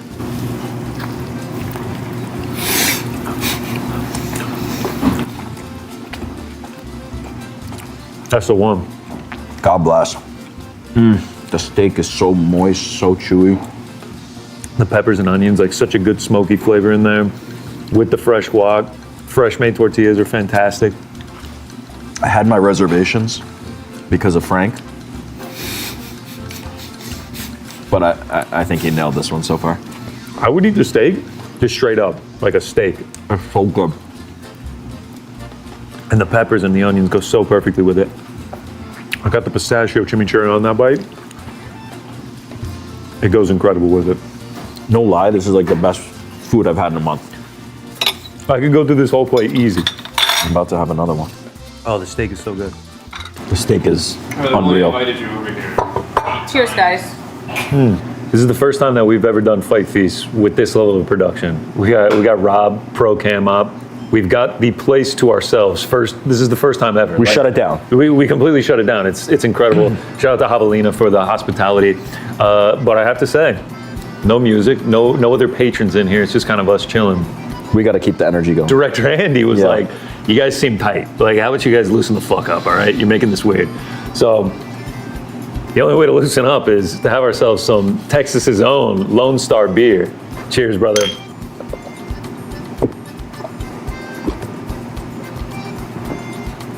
This guy said he couldn't chug. He's killing me. He dislocated his jaw. This guy was worried about beating me. I did better than I thought. Rick can hang with the Tai Tuivasas and the DDPs of the world. I'm over here baby-sipping this. Get there. Come on. Here we go. There it is. One more? I think I'm still the best chugger in the world. All right, fajitas, top notch. Yeah, could not recommend more. Hello, guys. Hello. Wilson, what's up, brother? It's me again. We got here enchilada de Texas, refried beans, and Mexican rice. Amazing. What is this sauce on the enchiladas? Red chili gravy. Whew. And some melted cheese. 2 tortillas con tortillas. A lot of cheese inside. A lot of cheese. What else? Anything else? Just cheese enchiladas. Fresh onions. Amazing. Oh yeah. Dude, so far everything has been fantastic, man. Better than good. Way better It's than so good. You're killing it, Wilson. It really has been unbelievable. Okay, thank you so much. No, thank you, man. Thanks, you. Wilson. Chili on the bottom. Yeah. Corn tortillas stuffed with cheese and onion. Red chili gravy on top.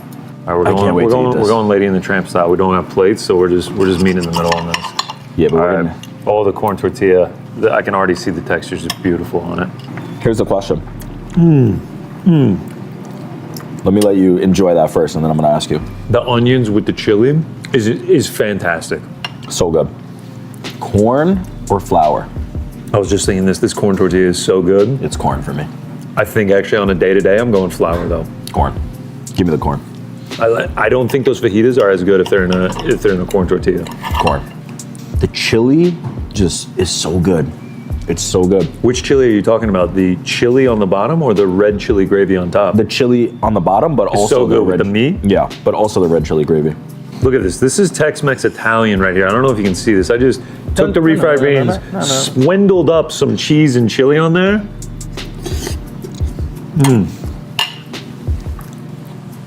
There's something about like raw white onion, and it's like juxtaposition to like a chili that is just so good. Try some peppers. Oh yeah, what do we got? Habanero, Yeah. serrano, and jalapeno. Oh, I love. Jalapeno rings. Got it. Which one? Little breading, yeah. In order of spice, what are we working with here? That one. That one, yeah. And then serrano. Serrano. And then jalapeno. I like my spices. Oh, I actually am just gonna chill and have a nice drink. Yeah, nice Texas local Shiner box. Oh yeah, thank you, Andy. Yeah. Cheers. Of course, man. Cheers. I know I was Digging gonna say a take a big clump gigantic. like that? Yeah, I was gonna say take a gigantic bite. Oh my god, you just went right for that. There was no pause. There was no like excitement. You have to understand. Let's have one of these when it fried comes to jalapenos. spice, this is what I traffic in. Habanero's like just hot enough to really make you like sweat a little bit, but not hot enough to make me like retch. Nothing from the habanero. If I keep going like continuously like this, right, like right now, it'll start to build, but I'm pretty good with it. I think if I did one of these, it would kill me. Here's the key. There's not that many seeds in it. If there were more seeds, oh, go ahead, do that. I know. I just don't want to. Oh, how we feel?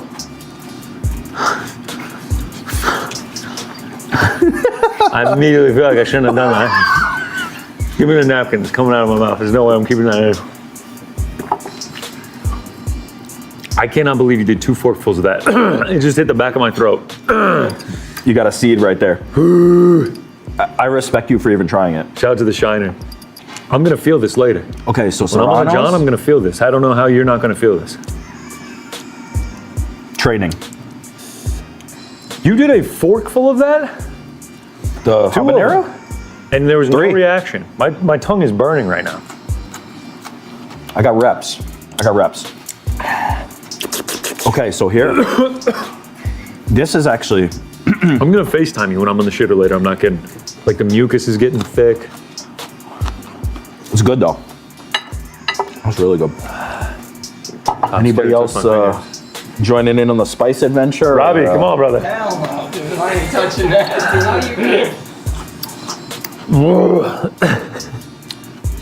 you You all right? No, really. What? My mouth is on fire. Have some, Frank. Have some. You need a break? Why did you do that?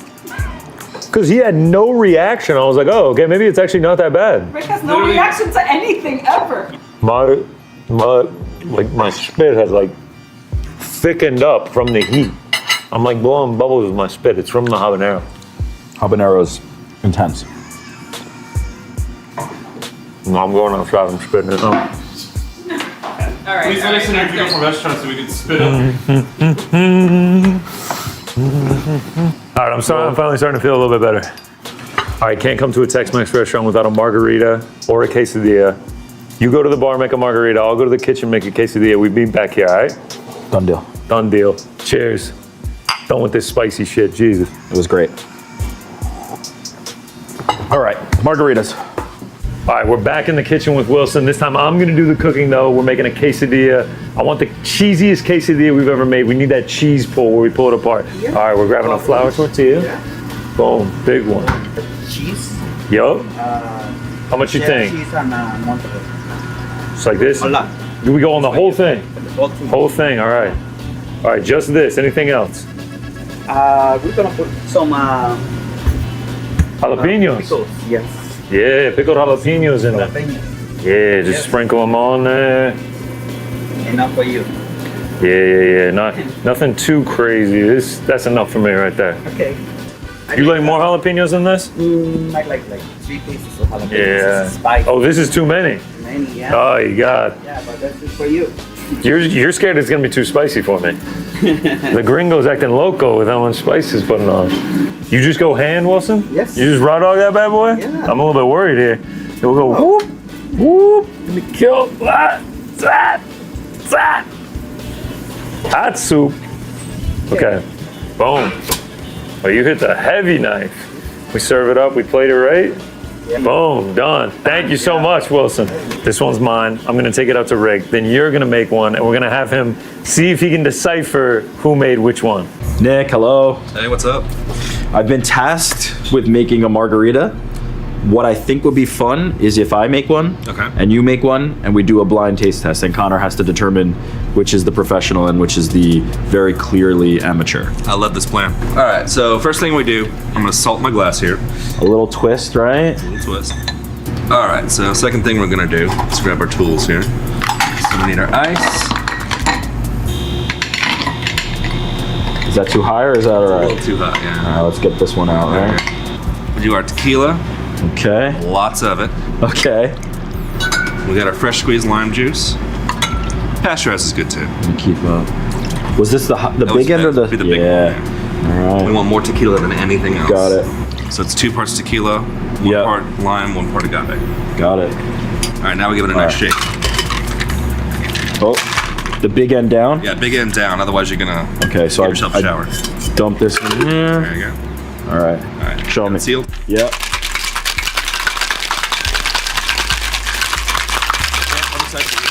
Oh yeah. We do it. So close, just a little short. All right, and then the final thing.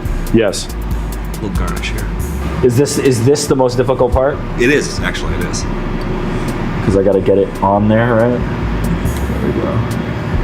Boom. All right, let's do a spicy one then. Yeah. tequila, a little bit of lime.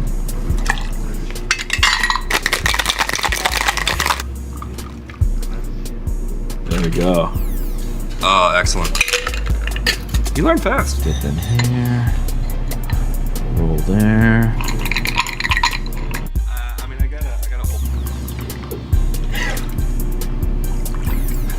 What are we forgetting? The jalapeno? The jalapeno. All right. What do I do with it? I would muddle it in the other side. What does that mean? What does muddle it in the other side mean? I'm trying to smash it, but it's like, I'm really bothered by this other one being in there.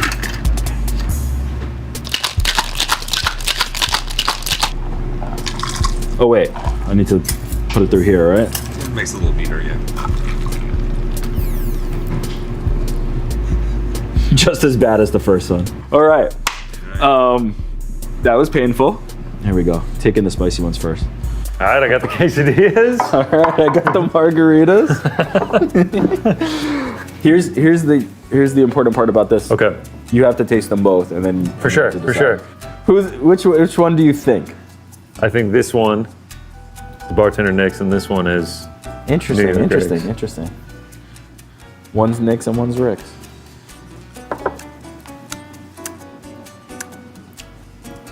Tastes great. Okay. This is Nick's. Yeah, that's Nick's. Yeah, this was easy. Yeah, this is Nick's. It What was wasn't even close. what was the thing when you looked at it that you were like? The like perfectly even coating of salt, and yours is like humps and layers and like blind things. And then I was expecting them to taste similar. One taste test, I knew this was Nick's. Yeah, you know, margarita is not in my skill set, as Frank pointed out. I also have some spicy ones. I want you to try that. No, it's not missing any tequila. It's definitely not missing the alcohol portion of it. I mean, I think it's pretty good. Quesadillas? Yes. You made one of these? I made one of these. The which one is the real question. All right, let's try this one first. All right. Get a little sour cream on there. Yeah, do your dunk. Do your dunk. Is that a pepper? What is in there? Jalapenos are in there. Okay, very good. Let's try this one.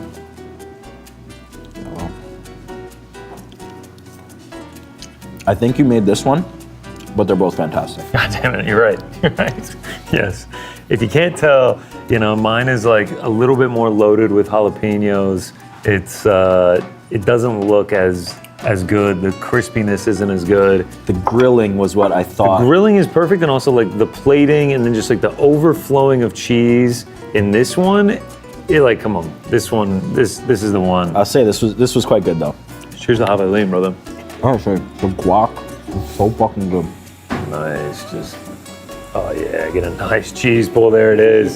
That's the one. As good as it gets, man. Cheers, brother.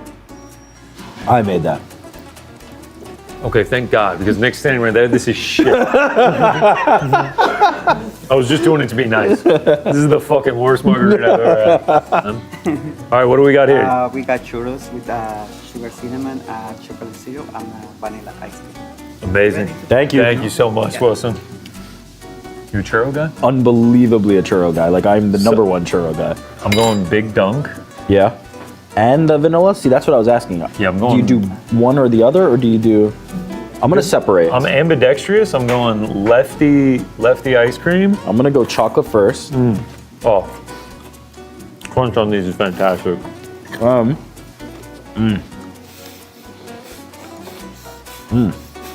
The crunch is incredible. The cinnamon flavor is incredible. The chocolate's incredible. The crunchiness gives it for me. 100%. Perfect capper. The churro's perfect. It's a perfect dessert. Churros, unbelievable.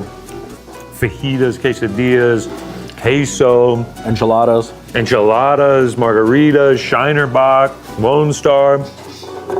Javelina's treated us right.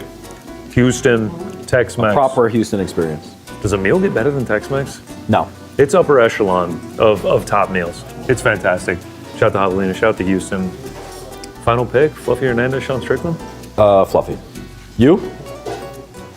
Fluffy. Cheers, brother. We're out.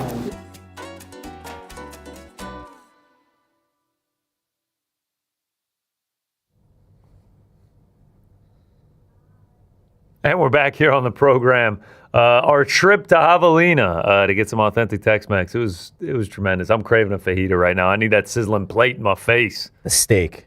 So fajitas, I'm not even a fajita guy. I feel like that's not the first fajita I've ever had, but man, I think I need to become a fajita guy. Unbelievable. Javelina treated us so well. How about the production on this, though? How about the level we were able to elevate this to? A nice intimate date between the boys there. Yeah, you know, it felt a little bit like that. Face to face, romantic. Okay, I'm watching it back. I don't think I did as bad on the margarita as Andy and Frank tried to make me feel. Yeah. There was a lot of snickering, a lot of laughing. You can kind of hear it. I didn't think I was that bad. They're still laughing back here. No, I'm with you. It wasn't that bad. It wasn't that bad. Nah. It wasn't that You bad. didn't see it, Connor. I saw it on the film. I saw it on the film. Yeah, we're trying to up the production value. we're trying to take that next step with Fight Feast. So we're working through it. We're trying to figure out the best process for that. So I hope you guys enjoyed that one. And many Who the many fuck is we? more to come. Yeah, no, I feel you, Frank. We got any voicemails, Frankie?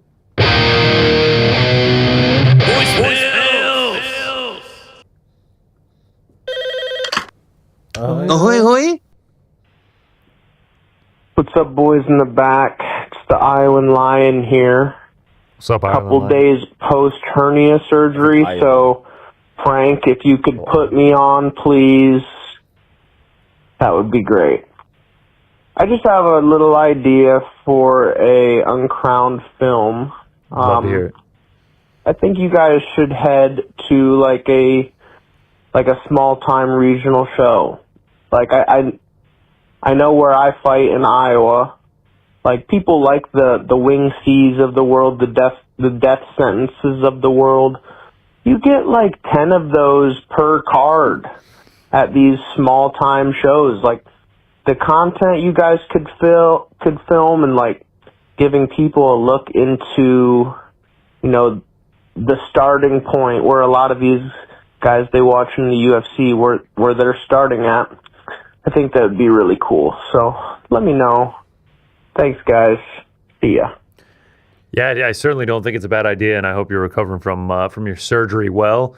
It's just about timing and being able to execute it. Yeah, and a little bit of the juggle is like the hard thing of knowing, like, we could show up at a local fight card and there's no characters, right? Yeah. So you kind of have to go with something that's a little more locked in. I will say, though, like, highlighting BKFC, highlighting Fight Circus, fights that not necessarily, you know, everybody has tuned into. It's not the UFC of it. Going to Thailand with DC, watching some Muay Thai fights there. If you haven't seen, our videographer Casey did a day with DC in Thailand. That one just came out yesterday. Go check that out on the channel now. And I mean, we may be having one sooner than later that's from a upstart promotion. Now, it may be about a singular fighter, but we might have one coming soon that's about an upstart promotion. You're just going to have to see. Yeah, the DC one in Thailand was fantastic. So yeah, maybe that is in the future one day, but obviously there's many more Uncrowned films to come. So we'll see how it plays out. Yeah, Uncrowned Films is fantastic. Casey does a fantastic job. Everybody involved really kills it when it comes to those, and so appreciate the feedback, and thank you for watching. Hey boys, this is Marissa, aka the Shitter Girl. Yo, I just think it's funny that you guys think I was on the shitter. I said I was cleaning the shitter because I am a custodial supervisor at an elementary school. Anyways, I'm just here listening to the podcast and the guy sharing the story about how he had a girl over and was trying to have a serious conversation. And I just think it's funny listening from a girl's perspective who watches MMA, because I am that person in that situation. Okay. I'm the person that will have the phone on the table watching the fights while we're out to dinner. I don't care what we are doing. They're on. I'll have the sound down, but I'm definitely watching them the entire time. I was mostly just calling to share that from a girl's perspective, it's always so interesting to hear how you guys talk about women watching fights when I am that woman.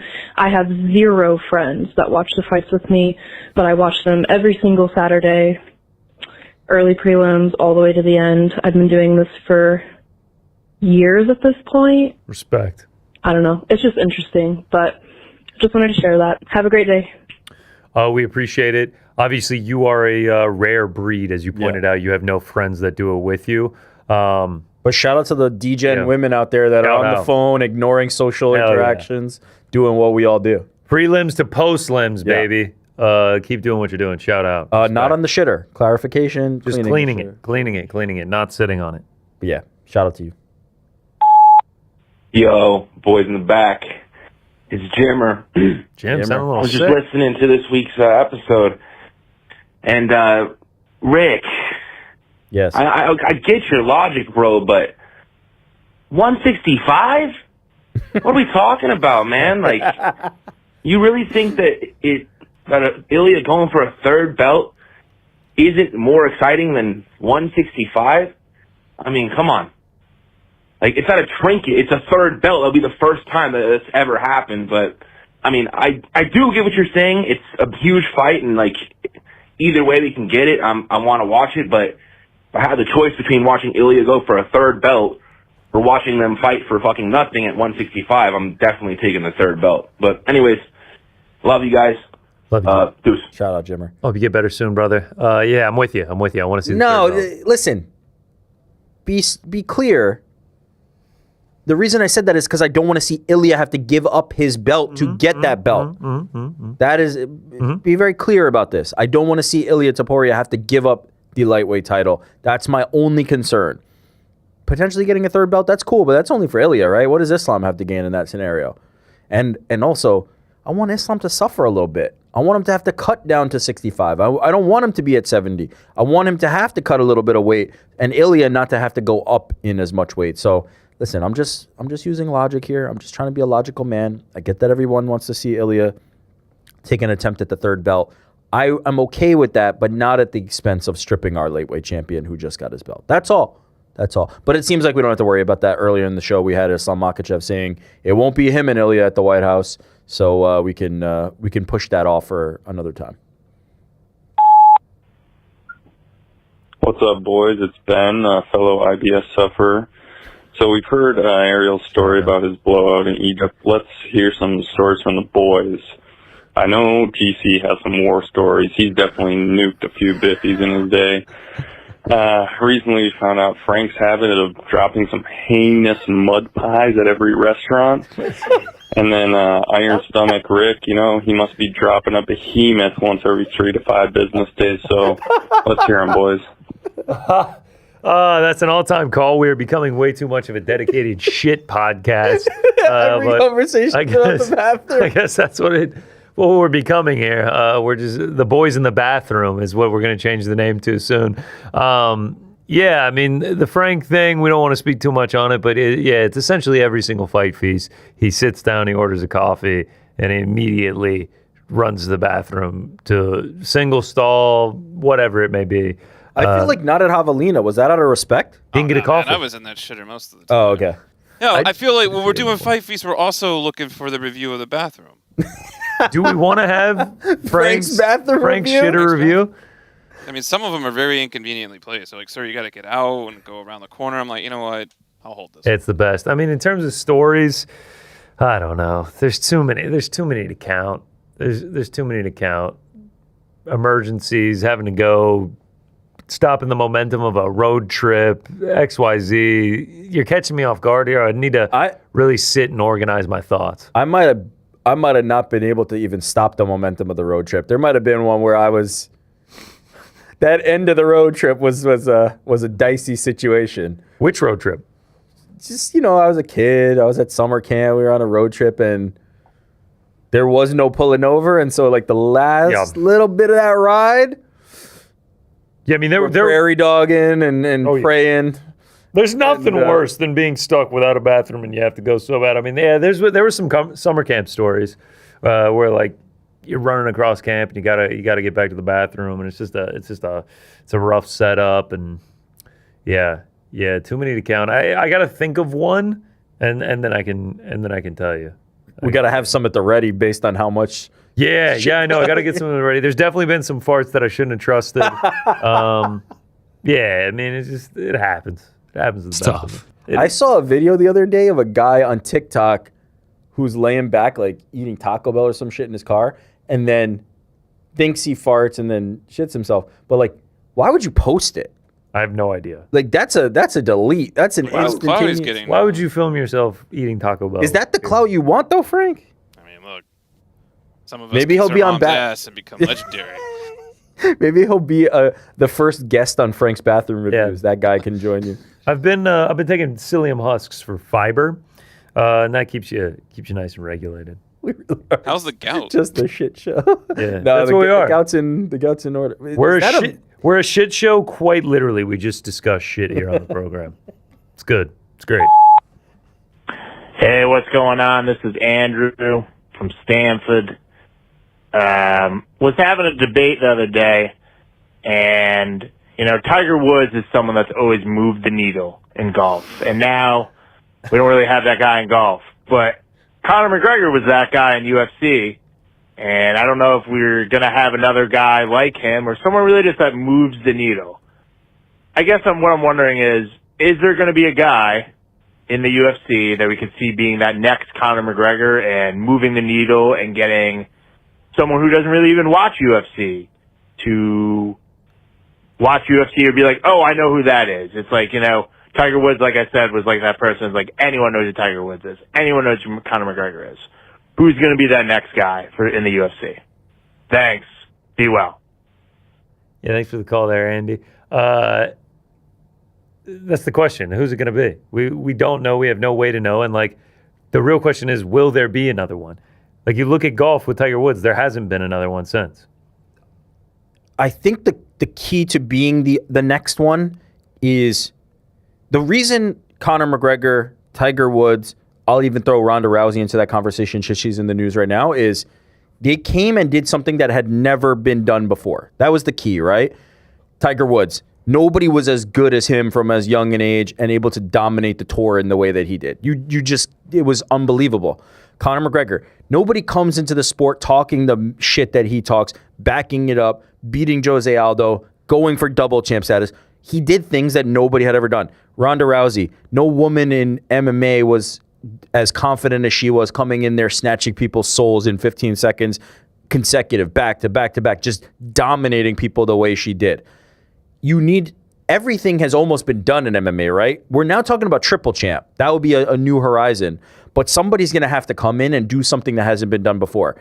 I think Ilia Topuria is probably a front runner for this conversation in terms of current people, right? Because he has done things that others have done before, but he's done them so impressively and so fast. He's been able to ascend so quickly. Alex Pereira is another great example of somebody who's been able to do what has been done before, but in such a impactful and fast way.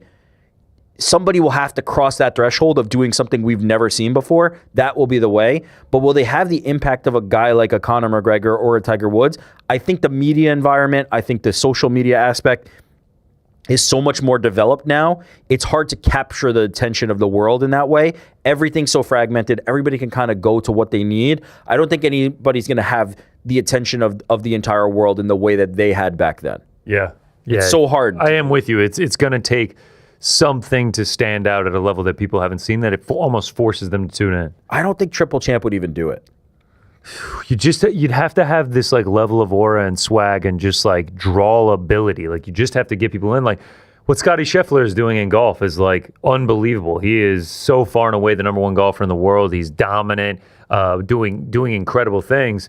But he's just kind of a boring ho-hum dude. So, like, you're only going to get that appreciation from golf fans. And not for nothing, we've seen that before. Tiger Woods did that. Like, it's not new. It's impressive, but you have to do something that is out of imagination. You have to do something that can't be done. Also, not only, like, do you have to be doing something that at least feels different, you have to be different in your own right. And typically the people who do these incredible things are different, right? Yeah. Ronda Rousey is not like everybody else we've seen on the roster. Conor McGregor is not like everybody else we've seen on the roster. Tiger Woods, the cyborg element to him, the relentless competition and focus that he had. People aren't built that way. You do have to be a one of one, and we don't.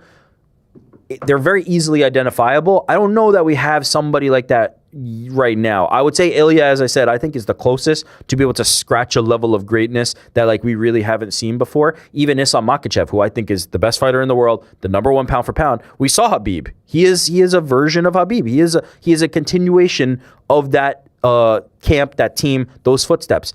There has to be for it to break through, it has to be brand new. We have to see something we've never ever seen before. And that will do it. And to be able to predict it is impossible. You can't predict it. Because I don't know what that thing that's new would be. Yep. It's just something you can't predict. Yeah. What's up, boys? This is Jesus from Texas. Just got done listening to the last week's voicemails, and I have to give a huge shout-out to the most casual, hardcore MMA fan in my life, my wife of 10 years, Cynthia. Shout out to Cynthia. She started watching in 2020 and watches every card with or without me. And it's funny because she is the one locked into the fights when I am trying to have a conversation. Respect. Just the opposite That's two ladies of like the that other today. caller last week. But she couldn't care less about the stories in the Over the media fight. coverage. She just loves watching the fights. And I just want to say to all you single combat sports fans, don't give up hope on finding your lifelong fight companion. And if it was just my luck, then it's dumb luck, and we all have that. That's a good point. That's a great point. That's a great point. Great point. That's a bar right there. Don't give up on great finding point. your lifelong fight companion. Shout out. Nice. It's nice. What up, boys? It's Leland again, out up, here Leland? in Boston. What's up, Boston? I just want to say, I feel like people really sleep on Volkov. Whenever y'all, or not only y'all, but like are going over the heavyweight rankings, everyone just glosses over Volkov, like sitting right at the top. I feel like he's right there to be champion again. I mean, the dude is a killer, and I don't know. I just feel like he doesn't get the credit. Personally, I think Volkov mops Gable. What do y'all think? Much love. Talk soon. Bye. I'm actually with you. I would favor Volkov in that fight. Oh, God. The thing is, he has losses to both Cyril Gane and Tom Aspinall. That's kind of what's stunting him. I understand the Cyril Gane was very close and a lot of people scored it. I had it for him, obviously. You did too. Yeah, I scored it for Volkov as well. But like right now, just having those losses is kind of hindering him. But yeah, dude, get one more fight and you can be in the title. I agree with the caller and you that Volkov is underrated because I've long said, like, he beat Cyril Gane, no doubt in my mind. He's very good. I predicted him to beat Jalton Almeida. He ends up beating Jalton Almeida as well. Volkov is underrated. Absolutely. The problem is he's extremely flawed. He has a massive hole in his game, including the grappling, right? Like, that is a flaw that you cannot cover for. The fact that you would say something as outlandish as gold medal wrestler Gable Steveson would be an underdog to known inability to stop a takedown Alexander Volkov is crazy. I gotta see it happen. But I think it's more a symptom of the flaw than it is like the resume, because most people think he beat Cyril Gane and will give him credit for that. He just doesn't have. Tom Aspinall feels invincible, right? Or did until this moment, right? Now everybody's turned on him like sheep that they are. But before that, it was like he can strike. He's as fast as a light heavyweight. He's got the grappling. He's massive. He's got power. He's willing to stand in there with Pavlovich and trade hands with him. He can wrestle. You have to feel like that for people to really start to go, this is the guy. And Volkov just doesn't have that game like that. But he's a great heavyweight. I think Volkov is deservedly a top 3 to 5 guy and will probably be for quite a bit. He's definitely that upper echelon, no doubt. Yeah. What's good, baby? Bodkins, baby. It's What's your up, boy man? Bodkins. Yes, sir. Happy Thursday to y'all. Yeah. Before we get Thanks, started, we gotta give a big shout out to you boys and all the rest of the crew, the hardest working crew. While Helwani is out having the time of his life in the Olympics, you boys and gals are putting on still some of the best MMA stuff out there. The uncrowned crew, still uncrowned, undisputed, while the leader Helwani just, vacationing, laughing and dancing at the Olympics. The crew is still grinding, still putting out some of the best product there is. Give yourselves a big round of applause. Yeah. Yeah. Thanks, Now, Bodkins. second question. after we give a brief break. All right.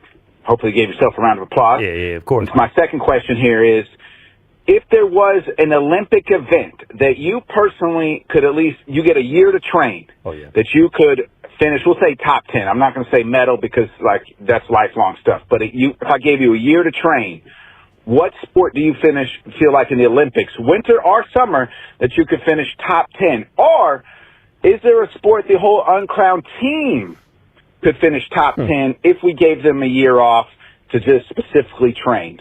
Bodkins out, baby. Keep up the great work. I know you guys are grinding. You're putting in the hours, baby. We're almost there. It's almost the end of the week. See y'all later. Great call, Bodkins. Energy is absolutely unbelievable. We'll see you at the top, brother. Really appreciate the kind words. I don't know if I'd call it a vacay for a whole day, H. I don't think he's vacationing, but we appreciate it nonetheless. Means a lot coming from you, brother. Olympic event, I got one eye on... what is it? Great Britain men's curling right now in the semis. We're on the ninth end. We're trying to upset the undefeated Swiss right now to get to the gold medal match. That's actually the sport that I think if you gave me a year to train, I think I could compete in. 1 year and my whole life is dedicated to getting good at curling. I think I could get good at it. It's a cornhole. It's a bocce ball. It's a lawn game on ice. Is it lame if I go, I don't think there's anything I could get Olympic level good at in a year?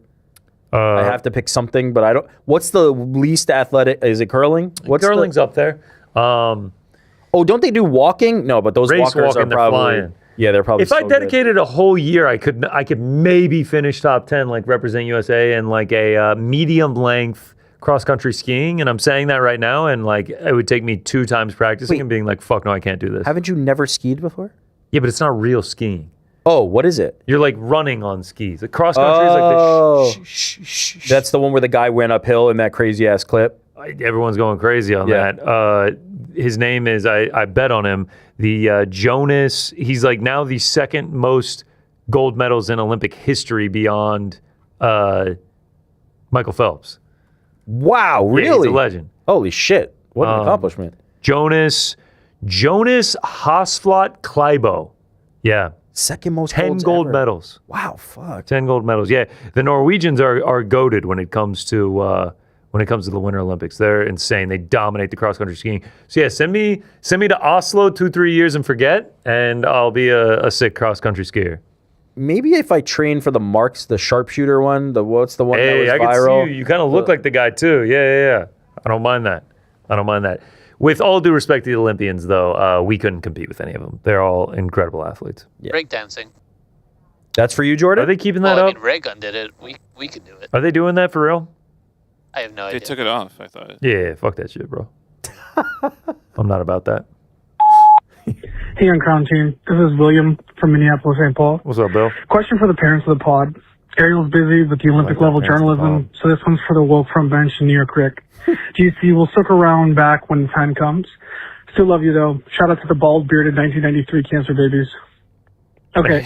Ariel always asks fighters if they let themselves look into the future, seeing themselves as champs and visualizing that moment. Here's my version of that. When your partner was pregnant or when you were expecting, did you let yourself fully imagine what it would be like to be a parent? Like really picture playing with your kid, guiding them and raising them? Or did you try to hold that in because of the unknowns? My wife is 34 weeks pregnant with our son, and I've been prepping nonstop and spending a lot of nights thinking about our future. But a part of me feels like I should stifle that until he's here, just in case. What was the lead-up period like emotionally for you? Did you lean into that or hold back? Love you guys. I listen to everything you put out. You're the best thing in MMA. Forever shout out and bye. My man, thank you for the great call. I'll sit back and listen. Somebody go? Yeah, I can start. I didn't really let myself imagine it too much, just because I couldn't picture what he looked like. So I had a really hard time like thinking about seeing myself playing with a kid whose face like I couldn't like really imagine, right? But that was sorry, Frank is making a joke back here. But Frank, it also it made it more special when he was born, I think, because it wasn't like, oh, this isn't what when you read a book and then you watch a movie and you're like, this is not what I pictured this person looking like or acting like or whatever. Shout out to Professor Lupin and Harry Potter. That didn't happen for me. You build it up too much and then it's nothing like you imagined and then you're disappointed. Exactly. And yeah, I mean, I love my kid. He's the best. I wouldn't change anything about how my process went. Jordan, what you got? It is crazy because it is so recent that like you forget pretty quickly. I mean, I think I did a You're in the mix of trenches a bunch right of now. things of like trying to imagine the future of like things that we're gonna do together while also being nervous of like I don't know how to raise a child and care for a baby. I've never changed a diaper, but also just try and be in the present. I know like 34 weeks, not much time left, so. Congrats. Hope everyone's feeling good. Oh, congrats. Congrats. You and your wife or partner or whoever should take some time. Just, there's the last time it'll just be the two of you. Go see some movies. Go get some dinner.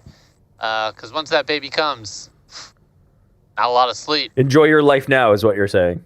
Pretty much. Because it's about to end. It's not going to end. It's just going to change. I didn't say end. Change forever. Frank, you got anything? Yeah, man.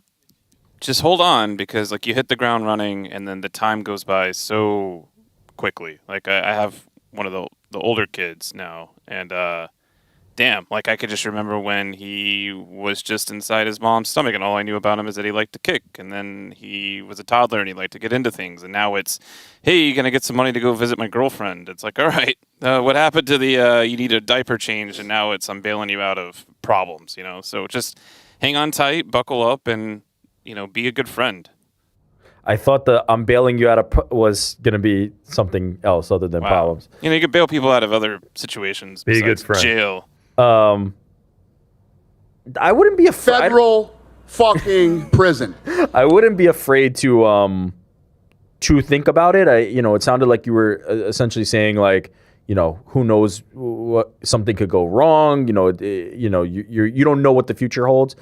Don't be scared. I don't think of that, but I think Andy made a really good point, which is like, if you build something up to be something and then it's not what it is, even if it's good, bad, whatever, it leaves the door open for the idea that like it wasn't what you expected and to have a feeling of a letdown. Jordan said live in the moment. Frank said live in the moment. I think that's exactly what you need to do. You need to just kind of react to what you have in front of you. Don't necessarily plan for something that you're going to have to scrap the plans for anyway. That's typically the advice I give to expecting parents, which is like, you can read all the books, you can do all the stuff, but your kid is different than their kid is different than their kid is different than their kid. And so you just kind of got to go with the flow, do your best, and everything will be fine. But I don't think you need to like get into this mode of thinking I'm not allowed to think about the future. Think about the future as much as you want to think about the future. Handle it the way you need to handle it. Deal with it mentally how you need to deal with it. But at the same time, this is all fluid. This is all going to change anyway. This is like beating up babies. Don't do that. We're not talking about beating up babies, Frank. Dana, any advice for coming up parents about to have their first child? Beating up babies. Oh, okay. All right. Thanks, Dana. Congratulations. Yeah, congrats, brother. What's going on, Frank? Hey, did you see that Zabita's back? What's going on, Frank? Hey, did you see that Zabita's back? That's it? Did you replay it because you weren't sure that was it? What's going on, Frank? Hey, did you see that Zabita's back? What's going on, Frank? That's all there. Wait. Did you see Zabita's back? Oh, man. Frank, what do you think? Zabita's back. That's cool. You know who Zabit is, right? No. What the Zabit that we fuck? covered earlier this week. Yeah, all right. Uncle Ventura, Bob? Yo, what's up, guys? GC, got a question for you. Yeah, man. I need you to blind rank these 5 people that Ariel Helwani would actually bury the hatchet with. Number 1, being most likely to bury the hatchet. Number 5, not in a million years. Reggie Miller. Whoa. Jake Shields. 4, Dana White. 3, 5. Ali Abdelaziz. 5. And Kiki Hernandez. Shout out to my guys in the back. One for sure on Kike. 2. Who was the first one? Yo, what's up, Reggie guys? Miller was Reggie, Reggie, Jake Shields, Dana. I think we Ali, go Kike, Reggie, Jake Shields, I think Shields might be lower. Dana, Jake Shields, Ali. That's my ranking. I think he'd be willing to bury the hatchet with any of them. Yeah, that's the thing. But like the other side being willing to. That's always the obstacle, isn't James it? Tahuna? James Tahuna won. Kike feels like an easy one. I think they're actually boys. Yeah. You gotta key for the blind rankings. You gotta slow down, brother. Like that was. Come on, I gotta think, man. I gotta think these through. It's a strategic process. What up, boys? It's Chunk from South Carolina. Choke? Frank, all your drops are great, but I think my favorite bucket, my favorite category of drops is the like Ariel primal sounds one. So far, there's 2 different ones. I think there's the Ariel slip and fall, and then there's the one I like to call the Ariel prolonged orgasm. And of the 2, I think that's my favorite. But I hope that you're able to keep collecting the strange sounds he makes for no apparent reason. But anyways, love the show. Keep it up. Frank, hit that drop for me one time, if you don't mind. No, not Beating so up many. babies. We need to go back and find it because it was something where like he was texting on his phone and then he looked up and it may have been like Armin eating and he was just like, That's it.com. All right, chill out, Frank. This is like the soundboards back in the day, the Arnold Schwarzenegger. Yes, it was something completely did not warrant that. I think the second one, he was drinking tea and he spilled it on his laptop. That one I understand. Like, you don't want to spill it on your laptop. It's hot. You don't want to spill it on yourself. I get that. The other one was just like, why'd you make that noise, bro? For someone eating like a pack of chicken fries or something. I think, is it safe to say that the most beloved thing about any of the uncrowned content is the Frank sound drops? There's universal appeal, approval for that. It's it's got to be 1 or 2. It's so good. That also, going back for the context of them is the best once you're that far removed. Like now people don't really know what that is. That is Armin Sarukian congratulating Ariel Helwani on officially becoming a U.S. citizen. Oh, well, congrats. Congrats. What up, boys? Ethan from Northern Alberta calling in again. A little bit late on this one, so don't know if I'll make it on the show. You made it. But just a quick one for you guys. So I imagine you all have had plenty of careers. You know, you've been in the workforce for a long time. And just curious how you guys dealt with any kind of jobs that you felt like you were kind of stuck in a rut, you know. I recently switched jobs and started at this job about 2-3 months ago. I think I'm going into my 4th month. And really not feeling it, not sure if I made the right choice, and I'm just struggling with the idea, you know, do I stay where I'm at and see if it gets any better, or do I switch something up? And so just curious what you guys did and how you guys dealt with that, if you've been through that. And one for Andy specifically, love the 2000s emo shout. I am personally a big fan and just want to know the go-to band for you. I'm a big All-American Rejects guy, so shout out BITB, shout out Woke From Bench, shout out Ariel Helwani, and let's go Canadians. Sorry guys, we're putting BTA in the final. Shout out to you. What's BTA? Jordan would know, I guess, right? Either way, great call. But sorry, Canada. USA women's hockey just took gold in overtime against your beloved Canadian national team. What's the gold medal game for men? It hasn't been determined yet. Yeah, semis. But it could also be USA versus Canada as well. But it could get spicy. Yeah, it could get spicy. Great call. Andy, any response? Yeah. What's your email, Ben? My Chemical Romance, 1000%. Have seen them live more than I've seen any other band. Wow. Followed closely by AFI. Every time they're in town, I'm there. Jimmy Eat World is up there as well. But yeah, AFI, MCR, top 2. Some Finnish bands, if you're familiar from that time. Him, the Rasmus. Love these guys. Wow. Shout out, Andy. Deep I on did that. not know My Chemical Romance was your most seen concert. That's incredible. Oh, yeah. When I was a young boy. I know AFI. What's an AFI song I know? Girls Not Grey. Miss Murder? Miss Murder. Oh, the yes, most yes, popular. yes. Okay. She a margin man. When it comes to your job, man, if you just started there and you don't see any sort of path for growth, for more money, for improvement, and you're just hating the day-to-day, then I do not think that you should stick it out. I think you should move jobs. We're sort of in this weird space generationally. Like my dad, took me into the city to see a marching band. No, I'm just kidding. He has worked at the same company for the last 40 years, and he cannot fathom that I am on my third job already at 32. The way, in my opinion, is to get to where you want to be rather than just like working up the corporate ladder is to move jobs, move companies. That feels like an advantageous thing to get what you want, work-life balance, money, whatever it may be. So you're saying even if that next move isn't the exact job that you're after, the movement itself is getting you closer to that goal. Right, and if you're just miserable at this job and you don't really see any growth or career advancement from it, then it just isn't worth suffering through it. Like when I was at ESPN, I was working horrible hours. Yeah. But I was at least like, well, I'm at ESPN. You know, I'm adding this to the resume. I'm getting a few years at ESPN under my belt. So that like can help you for the next thing. Exactly. So it made it worth it. But like if I was just like working a job where it was like, oh God, like sometimes you do just make a mistake. Like you just don't make the right call. That's just life. Like it's not always going to work out perfectly. Yeah. But yeah, man, jobs can beat you down. Like they take up most of your time throughout the week. So jobs can beat you down. So if you're miserable there, I would not stay. I'm with GC in terms of if you have an opportunity to change, if that's available to you and you're miserable, don't quit. Don't quit if you have nothing lined up and like you're paycheck to paycheck or like you need the money. Definitely don't just quit. Yeah, there's a reality where some people don't have that option, right? Where they just are stuck in this job and this is the best job they're going to get and he can't go to something else. If you have the opportunity to move, I would say, prioritize your personal happiness.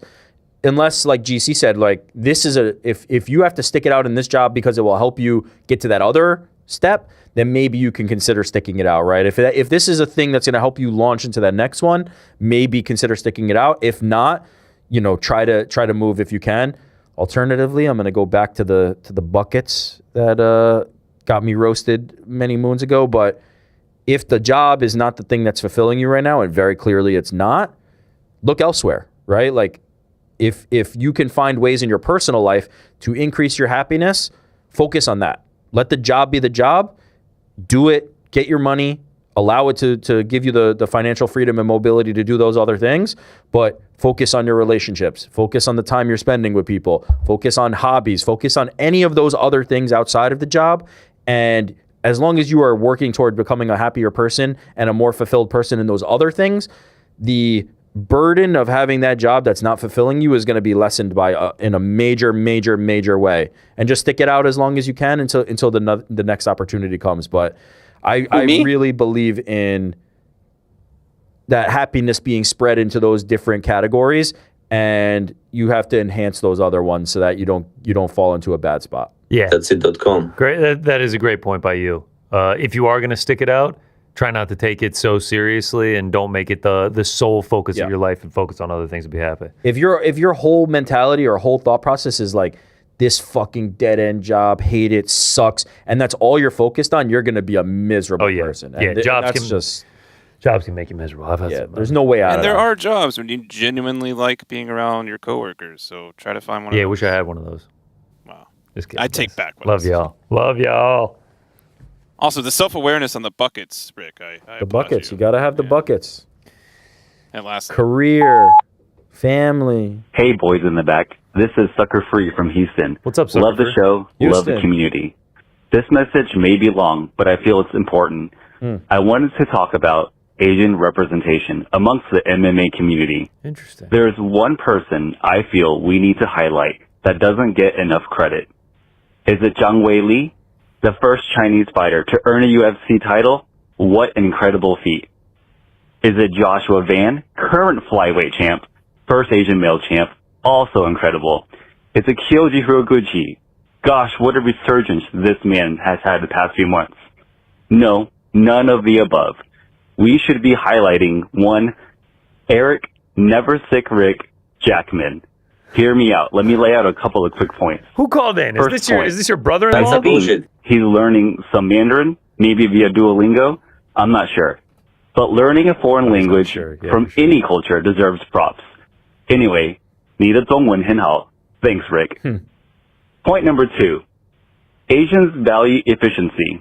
You know what's not efficient?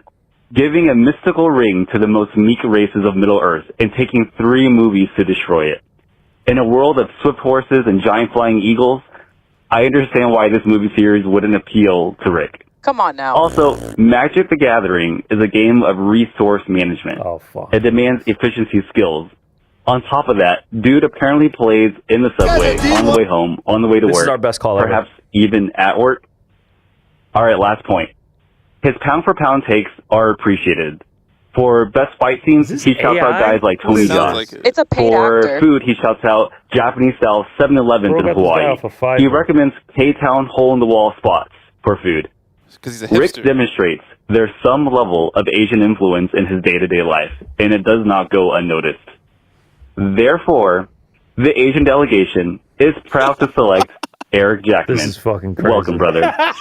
I'm a big fan of Ariel. I'm a big fan of your show. I'm a big fan of... Shout out to GC. Shout out to Frank. Shout out to Andy. Shout out. Thank you for everyone who makes the show happen. Fitting elevation here at Yahoo celebrated Chinese New Year today. Funny enough, Rick said that doesn't suit me, and so he went and he said this isn't Asian enough, and went and got sushi down at Wegmans. To be fair, he saw my lo mein and was like, "Yeah, that actually looks pretty legit." He poo-pooed the whole scene. I mean, well, what even was that, bro? We're gonna find out. I want to find that LinkedIn. This guy's LinkedIn profile. He's a professional Glazer tag player, bro. He's captain for the Portland Trailblazers out here. Glazer tag. You know what? He didn't crazy. even mention Rongju, and like, yeah, bro, what that's is the number that? one. Jordan, Asian don't talk MMA. about Rongju. We're talking about underrepresented. Hello, boys in the back. Yes, I am he's not excited to represented talk enough. about Asian. Yeah, but guess what? Who's the least underrepresented, the most underrepresented Asian in the MMA James community? Too. You're looking at him. You're not even Asian. I've been selected. I've been drafted white by guy the with a Asian Chinese delegation. wife. This You're is white it. from Queens. You're looking You're at half him. Jewish. You're looking at him. You're looking at the guy. Thank you so much. I mean, that meant the world Also, to me. like, one of the Gung Hei worst Fat takes of Choi. all time. Happy New Year. To be like, fuck Lord of the Rings and Magic is sick. Okay, Oh. no, that one was Lord of the Rings' sake. Not I was bad okay take. with. That was a good one, right, Jordan? I did You ask don't watch for your fruit, Jordan. Stay out of this. Okay, so wait, I did ask for a raise earlier this year, and it got denied, and now I know where the money went. It's and it tough. just went To this? Sucker free. Nah, shout out Sucker Your Free. raise went to the glaze. I won't tolerate that. Oh, I'm so happy. Happy Lunar New Year. Wow, to that's what we everybody out finished there. with? That's Yeah, what we that's the finished best. with? That's the best. Fucking insane. What a fucking call. Holy shit. Let's move on. Frank, any super chats? Thanks to everyone that called in. Who should call this Ronda Gina card? Morrow? No, wait, who is the normal? Is it Morrow? Who normally does the I think it is Morrow. Yeah, he does the Netflix? Yeah. I mean, who would know better than Morrow? Morrow would be absolutely perfect for the commentary. I mean, I would, not for nothing, I'm biased, but I wouldn't mind Helwani slide. No, Helwani. Helwani, Bill Goldberg. Helwani sliding into one of the roles there. Mike Goldberg. Oh, Mike Goldberg. Yes. Bill Goldberg would. It's WWE died. No, but no. Mike. It takes a lot of energy to be a rock star, says Mike Goldberg about Ronda Rousey. I would like to see Helwani get a little, maybe the third man in the booth. I'm down. All right, third man in the booth or in ring? And then go both. I want the in ring because of the post-fight interview. Yeah, I would love It's going to that. be interesting. He's hosting the press conference coming up. I'm saying he's going to be with Ronda and Gina in person. I'm excited about it. But yes, Morrow would be fantastic. I think that's a great call. Obviously, a lot of history. Hi, it's Cruz. Missed the voicemail deadline, but thought it a good week to say hello, considering all the female fighting talk this week. Can't wait.